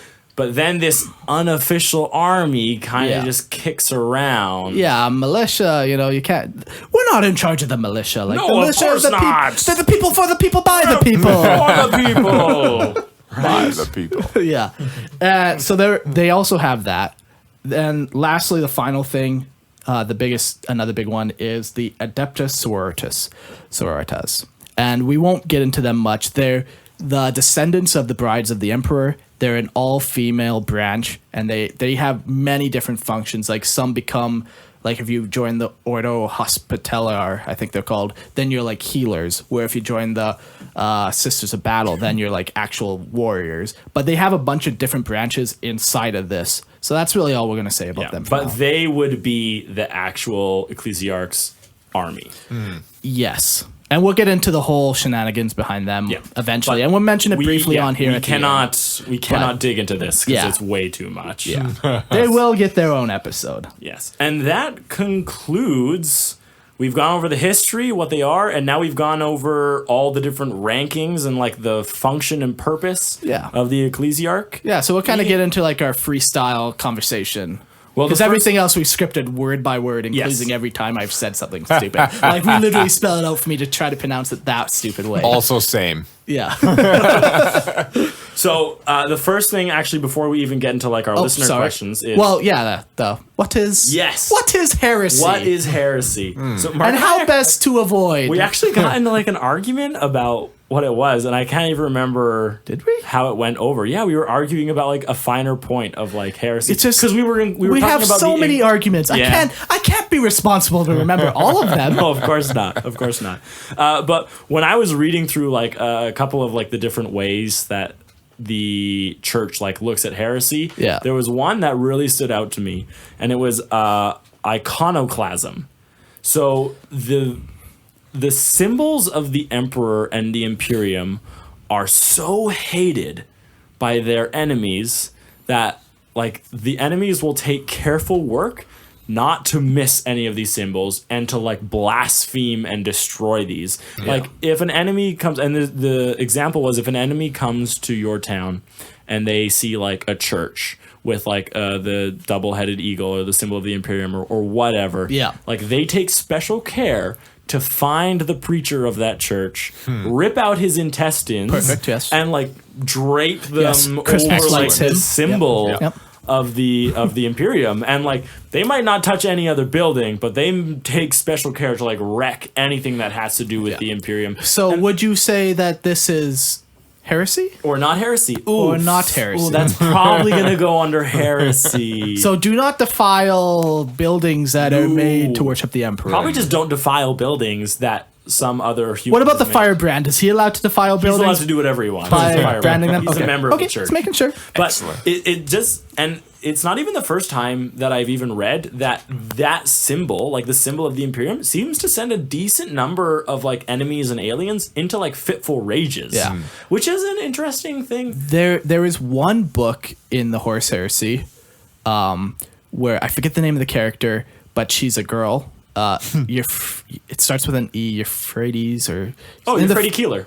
Yeah, exactly. Yeah. Where she's like literally confronted by like a demon from the warp, and she makes like the sign of the Aquila with her hands or whatever, does that whole thing, and like it almost banishes the warp, like the demon, like the demon steps back and it's like in terror, yes, of this symbol that she makes. Yeah. She actually becomes like one of the first saints of like the emperor, right, and because like after that whole she has like a huge story in that, but she's like gains the emperor's like divine protection, because she's one of the few that it actually touches. Because the way the warp works, as we've talked about, the warp is like the ocean. Well, look at the warp. It's like the But like what happens in real space affects what happens in the warp. So if enough people are doing that sign of the Aquila with their hands, like it can actually generate like a warp power behind it. Because not only like do you make that sign, but when you do it, your heart and soul is saying like, I believe in the emperor, like he will protect me. Yeah. Like the sign is like the manifestation of what's happening in your soul. Exactly. And that's why you use it, and your soul is what affects the warp. Exactly. So, yeah, so and that's why like demons and stuff are so opposed to it, or chaos heretics are so opposed to it. But even just alien races seem to hate it as well. Yeah. Which is really? Yeah. Interesting. To me, all the time, but yeah. every once in a while I come across a passage that's like this race gets sent into a frenzy when they see this symbol. Yeah. Weird. I would say it has a lot to do with, the thousands of years of genocide that the Imperium has to do. Yeah. It's not genocide, it's xenocide. Sorry, xenocide? Excellent. Yeah. Which is totally okay. Oh, yeah. Of course. Yeah. Of course. And the other thing about heresy that we have written down is the Adeptus Mechanicus.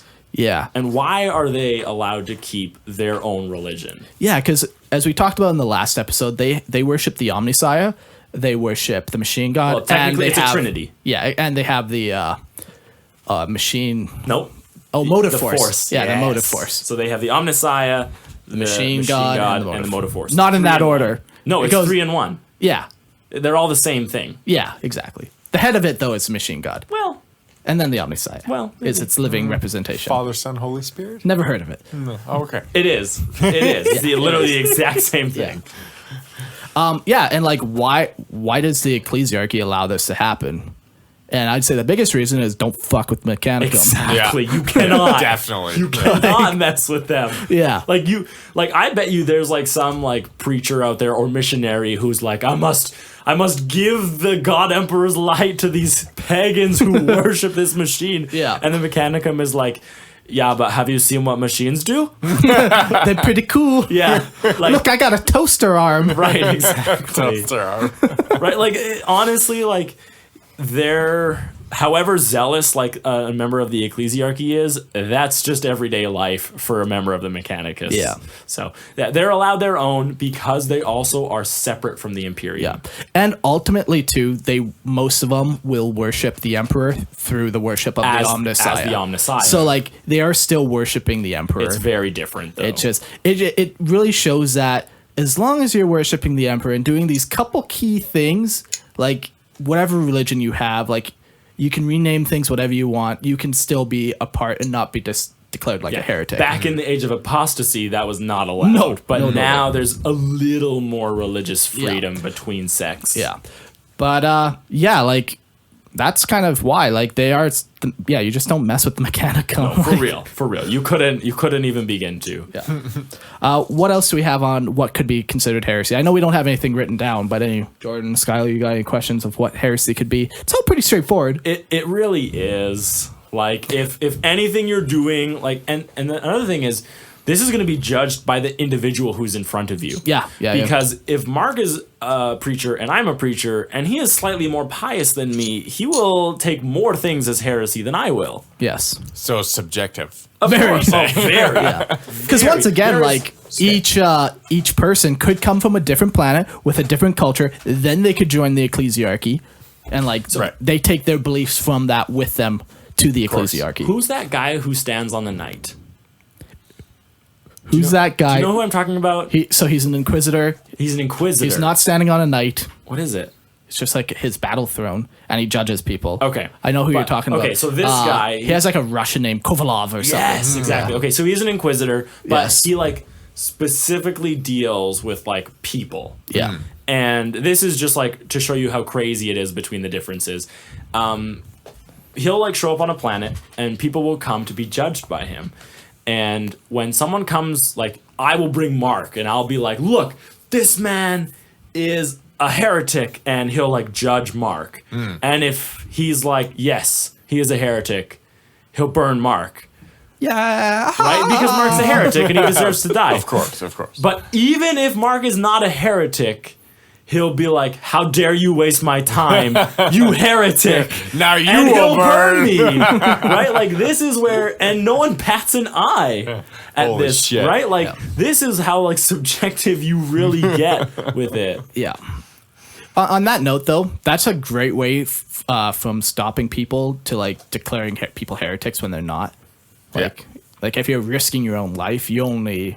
Good incentive for sure. Yeah, he better be a heretic. So like, while it sounds like that's like a completely horrible thing for that guy to do, like it kind of is like just be sure of your. I know, but when I actually read it's about 40K, so it's grim dark as when fuck. I read and about this guy, I'm just trying to be positive. You know, I just bring a No, little you light can't to be this. positive. sorry, my bad. My bad. No positive.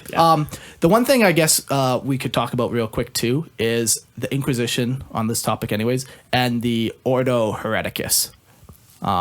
Because while they're not directly tied to each other, Oh, this is what we thought this about. is what we thought about. That's While they're right. not directly tied to each other, they still work with each other very closely. So the Ordo Hereticus is in charge of dealing with and hunting down heretics. So you can see how They're would so be closely linked. exactly like who deems people heretics, the Ecclesiarchy. Who hunts down those heretics, the Inquisition. And You know, we even talked about how like banishers work with inquisitors to help Exactly. exorcists, and that's going to be the Ordo Malleus, yeah, it might be, yeah. right? Yep. Like that's a Well, completely, yeah, it would be. Sorry, of course, It would yeah. be. That's a completely separate part of the Inquisition as well. That's Yeah. working with the Ecclesiarchy. So they While they're will not work tied together, and but they don't have to.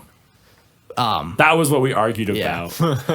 It was one of semantics. those. It always goes down to Oh yeah, semantics. yeah. It was always. another one of those classic ones where we're just shouting over each other, even though we're saying the same thing, just in different words. Yep. Like, but That's Classic Mark and Eric YouTube. for you. Yeah. Nothing matters. Nothing matters. oh goodness. Well, so we've kind of just really made known that heresy is subjective, Yeah. right? Exactly. And there's going to be things that no one could argue with you. Wait, there is definitely true heresy, though, right? There is, Of yes. course, yeah. Like when you turn into a warp demon, that's yes, heresy. yes, that would be. That's heresy. Except for if an inquisitor allows it, Yeah, Then it's not heresy. right? Oh, Because okay. Actually, there okay. are demon hosts. There are yeah. demon hosts. Okay, never mind. Forget Yeah, I said right? anything. Like, Never it's mind. So Never mind. odd Yeah. what is Yeah. and isn't allowed. Like Okay. on any other planet, heresy. Okay. When an inquisitor sanctions it, Yeah. not heresy. okay. So there's a really famous inquisitor. His name is Eisenhorn, and he has been declared heretical twice in his career. And yet, when he's still done here. his mission, he's absolved. Yeah. Well, it's like, I remember you guys talking about that. Yeah. Right? And so I see why you have that demon host now. Right, exactly. So that's where it kind of, like, for the greater good Yeah. of Yeah. humanity, will allow it, right? Gotcha. Yeah, for the layman, there's no such thing as, like, oh, it's okay for you to be a demon person. Yeah. Yeah. But, Gotcha. you know, there's always going to be exceptions. Yeah. And I think at that, let's dive right into a couple of the questions that we were asked. So Graham asks, when was the law passed that they couldn't have men at arms serving them? And why are they still allowed to have the system of battle when they're obviously there to bypass it? So I don't know if this guy's just trying to, like, is Get he your trolling goat? us and like, Or maybe he legitimately knows nothing about it. So either way, I apologize if I get snarky at some point. And Do you it. know, Get snarky.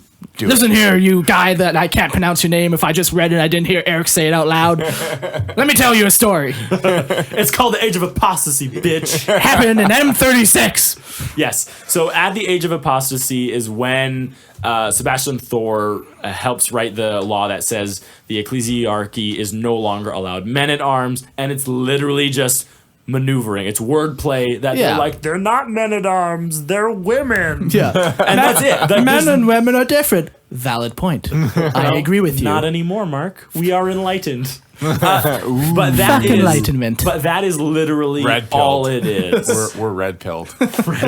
I went home. I'm sorry. Sorry. I couldn't take it. I Okay, took the sorry. blue. Sorry. Yeah, and yeah, That's all it is. And it's Yeah. really actually a dumb thing. There's a couple times where like they do this, so where there's like some silly wordplay. I can't think of other examples, but I know they Yeah, it's exist. 40K. Yeah.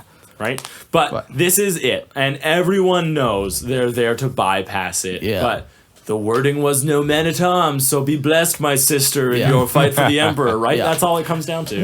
Where the intent of the law was to keep them from having a standing army. Yeah, so they avoided the intent of the law by trickery. Just like how they avoid it with their Fratados militias. militia. Yeah. They avoid it that way too because they're like, well, it's not It's technically not our army. Yeah, Like, it's just a roving band of zealous people. yeah, like We happen to direct every once in a while. how is this our problem? Yeah, time to exactly. Yeah, but that is how they do it. Yeah, because it's very, very political and like, yeah. That's all. So another question that Graham asked was, another question would be, how are the saints chosen? It seems to be completely random, and how long do they normally live? Saint Sabbat still fights in the Sabbat Crusade, but I'm curious what they do the rest of the time. So saints are something we actually didn't talk about, and that probably being because they don't exist within the organizational ranks of the Ecclesiarchy. Yeah. They are more of a title Or an honor. or an honor that is given to those that have done something saintly. yeah. The interesting thing Are to they note, usually dead too? it is no Yeah. more, wow. It is most of the time posthumously given. Yeah. But there are living saints, the most famous being Saint Celestine. Yeah. I'd say should be So- probably amongst the most. Yeah, I mean, that's the only one I can think of off the Sure. top of my head. I think she's in Dawn of War, actually, if you play PC games. Really? Yeah, for Is she? Warhammer. Yeah. Oh, that's wild. I'm pretty would sure, not- actually. She might be like the only And she's a real named- bitch to kill, too. Will you kill her? Yes. You have to. She's a living saint though, so she comes back. It depends. In Dawn of War, if you take the Galaxy Mode campaign, you have to overtake certain planets, and she is like one of the bosses of that planet. I didn't know you were a bad guy. You can be any race you want to be. Any race. You could be a space marine and still kill Have to her. fight her? Yeah. It's not the Oh, most okay, so lore it's friendly not- of games. yeah. but- All right. It's not lore consistent. You can No. be anyone, right? The interesting thing about a living saint, though, is that they do seem to have some divine protection. Yeah. Or some Extremely divine powerful. power from the Emperor. Yeah, and the other Is thing it that from the Emperor confirmed? Where else? you would imagine it would be, but like once again with the warp, like if you get enough people believing that this person is a saint, like they might Then very the well. warp imbues that person with Yeah, power. right? Okay, Like- gotcha. And now that's not confirmed, but that is a theory we even tossed around. Sorry, way, Christian. That's a theory we tossed around way in the beginning, that you get enough people believing in something and it will Right. affect reality. Right. Yeah, So, but, exactly. Yeah, the saints are normally just given that title as good job, you are now a saint. Yeah. Right, and then you'd be added to the list of saints, and then all the little boys have to learn your name. In the School of Progenum, the boys Yeah. and girls have to learn it. So, yeah. Sorry, I just get nervous when you talk about little boys in churchly organizations. I got a little fear I cringe. saw this look on your face, and I was like, "Oh God, here we go, here we go." Strap in, boys and girls, go for a ride.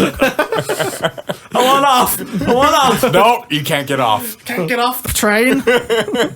It has no brakes. Oh God. But yeah, saints. Yeah, like literally, you could do anything from like, wow, you've made a lot of bolter shells today, Skyler. Well done.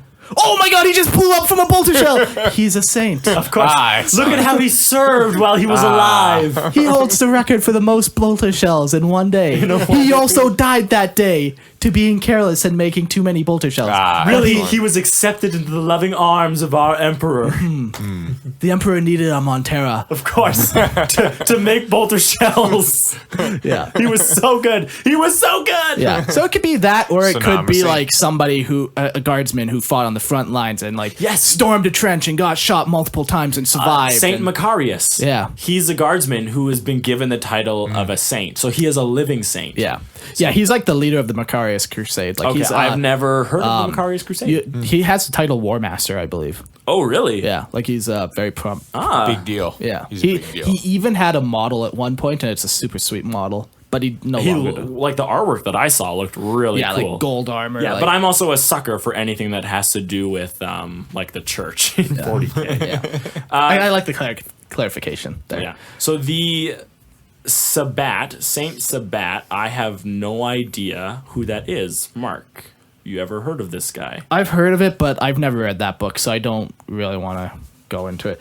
But the other questions was like, how long do they normally live? Most of them die, but some of them, like Saint Celestine, has lived for hundreds of years, and whether that's due to literally being like imbued with like warp powers, or if it's due to like, you're a saint, now we're gonna purposely keep you alive. Yes, of Here's course. some life enhancing drugs, and Yeah, like humanity is like all manner of disgusting ways of extending your life, right? Like right. maybe they replace all your internal organs. yeah, exactly. Right? Like, Yeah. yeah. But So- Saint Sabat, I don't know anything about Graham. yeah, I don't either. And even when I took a look, like it was like it listed how many Nothing. books, like 10 books, and I was Exactly. like, how am I supposed to? Yeah. How am I supposed to do this research? Yeah, he's a part of like Read the 10 whole books. Cyphers Kane series, I believe, isn't he? Oh, okay. Maybe. Yeah. There's a lot. All yeah, I'm saying, like, because exactly. I think it's been like 1,000-year long campaign or something. Yeah. And the other question he had was, I'm curious what they do for the rest of the time. Like, you just fucking go on crusades, bud. Yeah. Especially if you're a living saint. Yeah, like you are this icon that like Imperial Guardsmen will fight and die for. Like, Yeah, you're the one who are like you're the living embodiment of like the Emperor's hope, yeah, exactly. right? So you're there to like strengthen morale, but you're also there because there's probably way more saints. I don't know. Actually, would you say there's more saints than Space Marines? No. No, couldn't be. No. That would make sense. Living saints? No. Yes, that's what I meant. Living Yeah. saints. I don't No, think so, couldn't no. be. Okay. Yeah. Because they do seem like a pretty special thing. Yeah. Yeah. Especially because a living saint is almost always noted as having like some kind of divine. Yeah. Being super powerful. Yeah. Yeah. It would make sense. And how many Space Marines did we settle on? Like 1 million. Yeah. Give or take. There's no way there's 1 million living saints. Not a chance. Yeah. I would agree with that. I would think like 100 maybe. If we're lucky. Galaxy is a large place. No, that's true. I don't know. Still. Who knows? The Emperor imbues his power upon whoever, right? So Yeah. Who knows? Yeah, exactly. All right. Camden asks, wouldn't Battle Priest the Guard have with them be part of the Ecclesiarchy? So I'm going to reword that.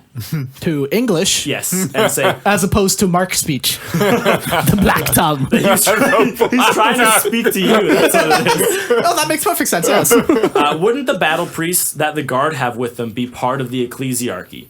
That is the if that's the case, would that not be a man in arms? Probably a simple question, but would like an answer. And if you love the God Emperor, you should answer it. If you love the God Emperor like you do, you should answer it with a full heart. LOL. Thank you, Camden, for that question. So good. The answer is, it's not an army. Exactly. Like, yeah. Like, any of these guys technically are, like, military men. Yeah. Right? Like, how do you think the Iron Evangelist gets away with, like, cleansing out the underhives of ships and everything? Exactly. The reality is, like, oh, I'm not an army. I'm just doing the Emperor's work. Yeah, exactly. The intent of the law was to stop the army, but you can still have people. Yes. With And that's weapons. how they have their Crusaders. Yeah. That's how they have their firebrands. That's how they have anything that would still bear a weapon and Yeah. work. But it's not a group. Like, they don't have groups of these prelates, because I think that's what they are. That's Yeah. what he's talking about, is the prelates who go with the Yeah. Imperial Guardsmen. They don't have groups of them taking orders from a cardinal. Exactly. Right? They're like, a cardinal would be like, you can have 2 prelates for 10,000 guardsmen. If he's even that involved in it. Right. No, cardinal wouldn't be. But Yeah. they're like, yes. If anyone is even involved in that decision, Exactly. I mean. Like, it's yeah. There's Yeah. they're not a standing army, and that's how they get away with Yeah. it. So that's Was that a full enough heart? heart. I hope. Did so. we answer it with It that was with so a full full. heart? So full. So I guess the hearty. first part of the question is yes, they are a part of the ecclesiarchy. Yes. Yes, they are. They're called the prelates. We should have mentioned it in our other ranks. We did, and then they're just not men at arms. They're just priests with a maul or whatever. Right? lasgun or whatever. Lasgun, yeah. And then Jason asked, and this is probably the most loaded question that we're going to answer in a long time. Yeah, it's pretty good. What happens to the ecclesiarchy if the emperor gets off his throne? Oh. Mark, first thoughts. What happens? So, can I go last? Because I have a big whole tangent. Oh, yeah, because I don't have thoughts and big things. I can go first then. No, it's fine. No, you do you. Yeah, for All right, sure. I'll go first. After he just said he didn't have anything. Okay. I was being sarcastic. Oh, okay. Sorry. If the emperor ever walks off his throne, the entire human race is getting an overhaul. Yep. Like, as much as when Rowboat Girly Man himself stepped into the Imperium, he lets a lot of things slide. Like, he changes a lot, but he also lets a lot of stuff slide because he's like, I can't, he's like, you couldn't function without all this stuff, so you can have it. But the Emperor is much more strict when it comes to this kind of things. I don't believe the humanity that he envisioned. I don't think he could ever change that viewpoint to allow this disgusting monstrosity that he sees in front of it. Not only do I think the ecclesiarchy changed, I think the administratum changes. I think the Space Marine organization changes. I think the Imperial Guard changes. I think day-to-day life for everything changes because he is the joint point. Everything is changing on him. The fulcrum. Yeah, he's the fulcrum. He's the balance point of everything. The Imperium is built upon the fact that he cannot leave his throne. Yep.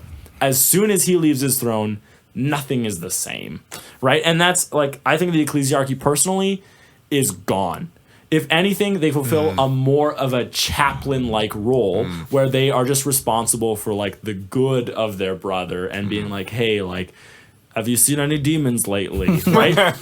It's the questions that they're asking aren't, did you say your 47 prayers to the emperor today? It's, have you seen, like, has the taint of corruption hit you yet, my brother? Right? Yeah. Because we're fighting on the front lines in the eye of terror, right? So that's more of what I see, but I also see a lot of heads rolling. Yeah, I do too. That's what I see. I do not think the That's fair. Ecclesiarchy I think can that's fair. exist Yep. with the emperor. Well, they're completely opposite of what he's commanded. So You've been awfully silent that entire time, Mark. Let me hit us, Mark. Hit let it. me Hit spin us you with a it. tale. Yes, I love Papa Mark's tales. So, 10 years ago, I would have been. Oh yes, I agree completely. But as Only GamesWorks, 10 years ago. 5 years ago even.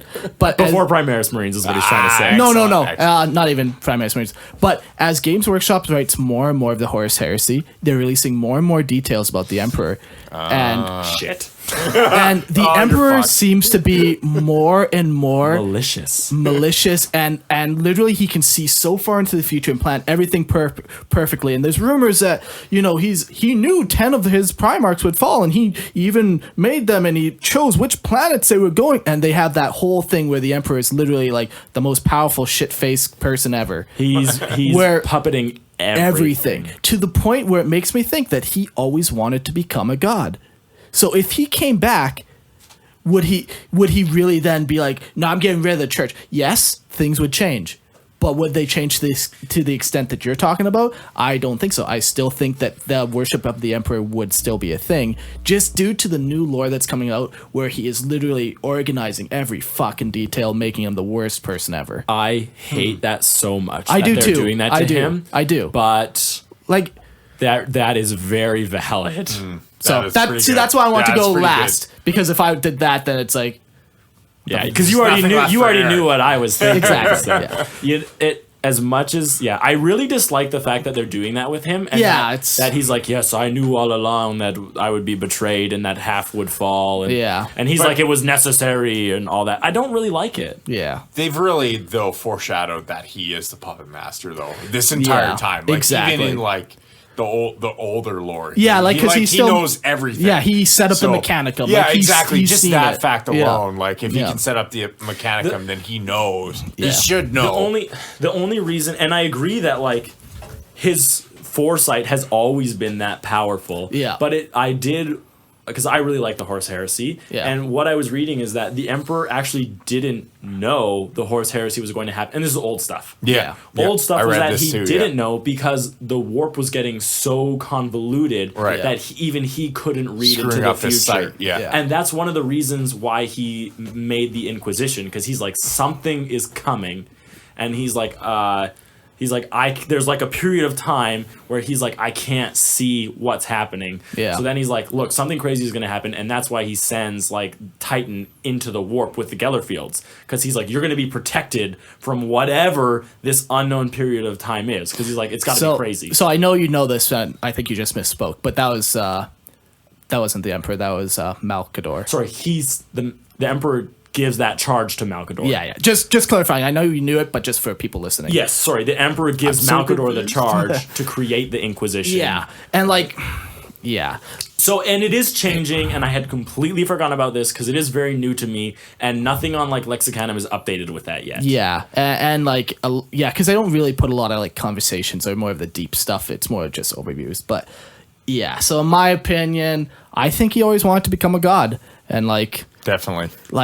so he's like, nobody worship any gods. You know what people are going to do? Start worshiping gods, because humans like to not be told what to do, and they always do the opposite. They're also very Like- spiritualistic. Like, Yeah. you could never get rid of a human's like need to search beyond themselves. Exactly. Like, Exactly. Especially when you're such a tiny thing in 40K, you need that hope, or you need that thing. You need to So- believe that something is bigger than you. Yeah, so maybe the Emperor's intent was not just like selfish. He might have been looking towards like humanity's greater if you- longevity or whatever, Yeah. by giving him like this sacrifice and purpose. Because like the Emperor, in my opinion, he's floating around psychically through space, like possessing like saints and living through them and doing stuff like that. Your farmer. My farmer, yes, fucking the farmer's wife. Like that, in my mind, is what the emperor is doing. But that's not canon, obviously. Sure. But like, he's a psychic being. He does not need his body. He doesn't need it, but he also needs it to live. Yeah, exactly. I think he's anchored to it. Yeah. Through like, I believe he could let go at any moment he wants. Yeah. And he would fully enter the warp. Yeah. But to me, there's like a part of him that doesn't fully know what would happen if he did that. Sure. So he's too worried because he's like, if I do that, maybe I am resurrected fully as like a god of chaos, right? But also, maybe my power is like ripped to shreds by all the powers in the warp, and humanity loses the Astronomicon and their last hope. Yeah. So part of, and everything can change, obviously. Yeah. I think there's definitely no doubt that the Emperor is coming back for a resurrection of some type in some form. Oh, I sincerely doubt that will ever doubt. be written that he is back, but obviously they're setting it up that he will come back. At least they're going to put enough in there where we can all subjectively say within gameplay that he's back somehow or on the precipice of being back. His power is starting to manifest more and more. Exactly. And then just to counter, you don't think he would ever come back? I think one day he will. Really? I think it has to. It has to. Like, eventually they're going to run out of Primarchs, and you need the next big fucking push to keep people involved. Like, there's no way. I don't think he'll as ever long be as playable. And then they'll have another. I think he will. Yeah. Maybe like a shard of him or something. Yeah, and then I think they'll bring something chaos-like or something from outside to counter him. Exactly. You have to. You have to. Like, the game do that. has to keep growing and expanding. Exactly. Otherwise, like, what they did is they for the past 20 years they were in that stalemate where people eventually they were losing attendance because people are getting like, well, what's the point? Yeah. Like, And that's why they started bringing Primarchs back. Yeah. and Primaris experience. It's Like, turning into Hero Hammer. Yeah, and I know what you're saying. Like, Yeah, it would that be sucks. I super don't gay like if he that. came back, but like ultimately, I don't see it happening in 5 years. I don't see it happening in 10 years. Yeah, there's But if- so many Primarchs But if Games left. Workshop, exactly. But if Games Workshop is still a company in 20 years, They will be. yeah, I think they will be. definitely will be. Like, the world would have to have something completely shattering, like World War III, to happen or something like that. You know? Not even that. I think would stop them, but yeah. Yeah, like, Everybody loves money. Yeah, exactly. yeah. But so I don't know. No, that it's a very valid point that they're kind of changing his like how you can perceive him by releasing more conversations that he's had. They're defining him a little better. Yeah, Right? a little less like of a benevolent leader and more of like a. Wait, we thought he was benevolent this whole I time? did before, like Honestly, coming like, into it. he had like that vibe of, yes, like I make sacrifices, but I do it all for you, the people. Yeah, for you. The people. That is legitimately like my view of him. But We just got a 4-star review from Dylan Bacon. What? I thought I misread it, but no, it's Bacon. Thanks, dude. Yeah. 4 stars. Look at that. We're popular. No, 5 stars. Sorry, did I say 4? You did. Uh-oh, it's gone forever. Well, thank you. No, for, sorry, it was 4 minutes ago. 5-star review. Thanks. Thanks, appreciate it. Next time you could leave some comments as well. That'd be great. But seems like And now that 5 star is Maybe a if 1 you could star. see- seems learn like how to a type. fucking half-hearted attempt there, bud. You know what? You can make up for it by contributing to our Patreon. Well, that reaches the end of our Ecclesiarchy episode. Yeah, I hope you liked it. Yeah, I hope you guys have like an understanding of Space Church and all the things that you need to do to make sure that you are right in the Emperor's eyes. And I guess really the only thing we didn't settle upon, which people message us, how much tithe is the right amount of tithe? Are we at 120 or are we at 200? I honestly think we just need to do an even 230 to make sure that we cover all our Excellent. bases. Excellent. Okay, so let us know what you think. Yeah, hey, thanks for listening, guys. Obviously, connect with us on Facebook. Review us on iTunes, Dylan. Yeah, that'd be great. That, like, we really appreciated the love on Facebook because Yeah, it it's allows nice. us to interact with you because Yeah. we can't interact on iTunes. It's kind of really dumb, some of the things they've set up. But that is like one of the best ways for us to get noticed is more reviews and more likes on iTunes. We want to be noticed more because it really gives us an incentive to like plan out our episodes. Like it's really encouraging for us. Yeah. Right. As much as like we love our regulars, you should tell us about you should tell us to your friends and to your Warhammer groups and everything you do. Because Yeah, and like Clayton, send us a message, bud. Let's hang out. yeah, honestly, like fucking throw some legitimately, dice. this is a real invitation. If you are ever in Calgary, Alberta, Yeah. like we want to hang out with you. Yeah. Right? And like I'm going to Portland in a little bit. And I want to hang out with you if you live in Portland. That'd be cool. Yeah. Right? Like, yeah. I'm going in like... Yeah, just let us crash at your place for a week. No, No, big deal. no, Don't- You're thinking about it? Don't think about it. I even already have a place there to crash at, so don't worry about it. I want you to take me to where you play Warhammer, and I want to hang out with you guys. So, yeah, send us a message. We love to chat with you. It's legitimately what keeps us going throughout the week. You can reach us. That's the only thing that keeps me Well, going. I have work, but that's all Mark has. Definitely. I'm happily married and I have 2 cats. Well, that explains a lot. So Facebook, obviously, Lorehammer. Email, lorehammerpodcast at gmail.com. Twitter at lorehammer40k. There's one guy on there who like he's been like really cool, and he's like, hey, check out this like Lorehammer, this podcast, and he like tagged Lorehammer in it, and I Nice. was like, you go guy, like you're a really go. cool guy. Thanks, dude. Yeah, we're on Twitter, Facebook, fuck everything. You can We join. don't really post a lot. It's more for you guys to get a hold of us. Yeah. But But the more you want, the more we can post. Right? Yeah, Like, exactly. there was a little bit of time where we were posting a lot of stuff, and I'd like to go back to that. But do we shout out our Patreon too? Lorehammer Patreon? yeah, Lorehammer Patreon. So give us some money. Yeah, give us some money. Like we've. Got, I distinctly recall on the last episode we had with Skyler on, he was like, "Oh yeah, you guys should do a Patreon. I'll totally donate money." yeah. And, like, I'm not saying that he's not gonna, but No, I'm of still course. waiting. Of course, yeah. There's things How do you know I haven't already? because we have a list of patrons, so you're not on it. under my name, I'm not. What's your pseudonym? Well, I'm not gonna obviously tell you. For privacy purposes. Right. Exactly. Exactly. Oh man, I gotta tell you. Okay, off topic. Go ahead, turn it off. No, now if you don't no. wanna hear it. There's a couple more things. Oh, You first. Okay, let me tell my story Yeah. and then get to the important things.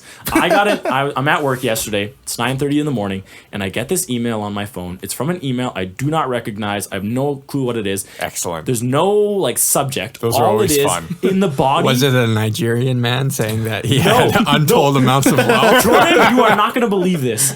All that was in my email was a password that I use for everything.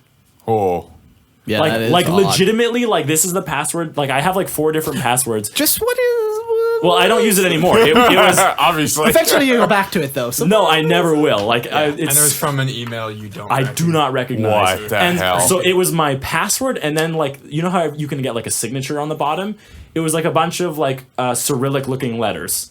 What? So like Weird. I'm like this guy is like based in like Europe or like Northern Asia, right? And I'm like, I have no idea what this is. I literally was at work and I spent like 2 hours changing all my passwords. Holy crap. And I was just like, it was not a good feeling. Now, how if you're like stealing someone's passwords? How dumb do you have to be to email? That's why I have Yeah, no that idea doesn't make what this sense. is. like, I think maybe he sent it to you by mistake.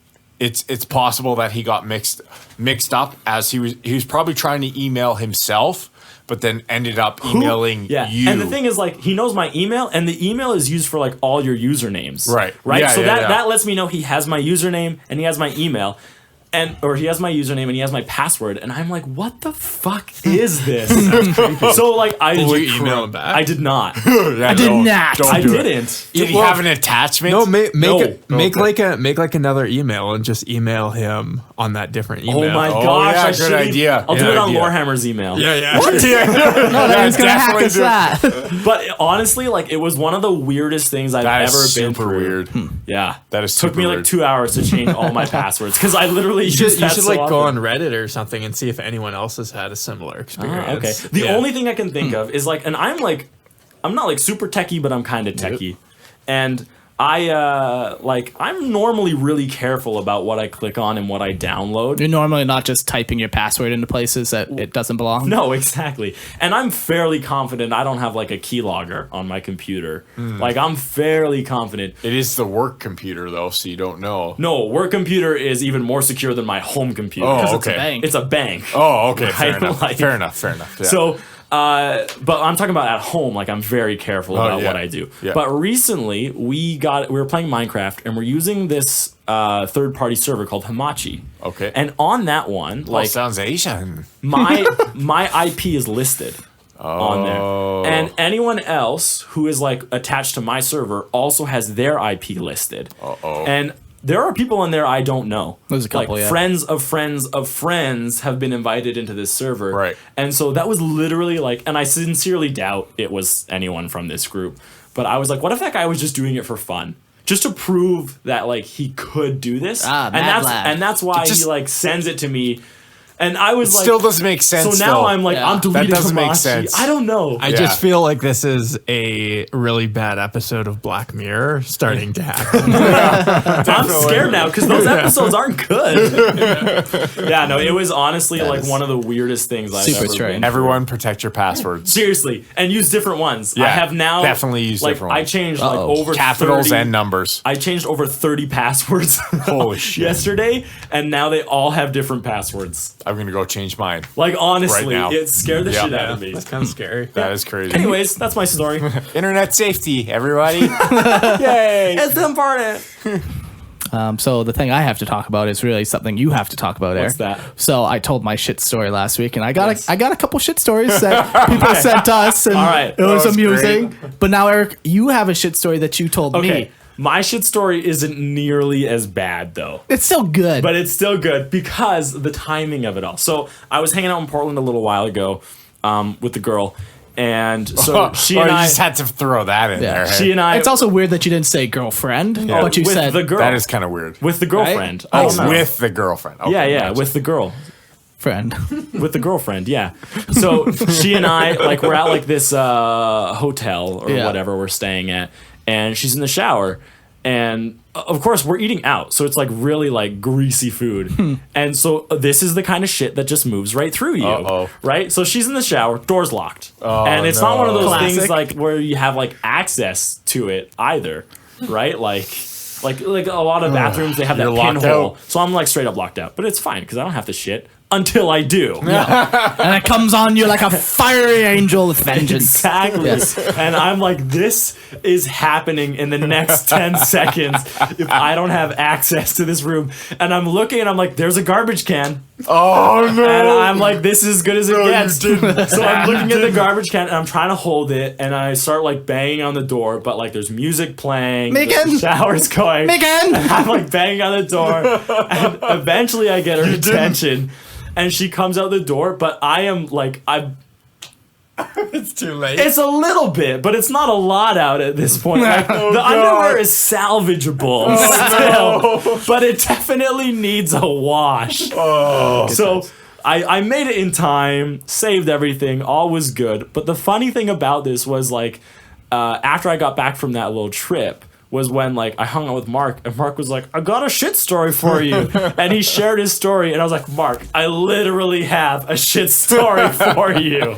So two things. Moral of the story is either don't get a girlfriend or a boyfriend, Yes. or Don't. get two bathrooms. Yeah. Yes. Or don't let them lock the bathroom. I know. Unless I was- they themselves are using the bathroom. Yeah, no, it was Funny. The other thing is that's not the shit story I was thinking about you telling. What the other, one were you thinking of? The bank one.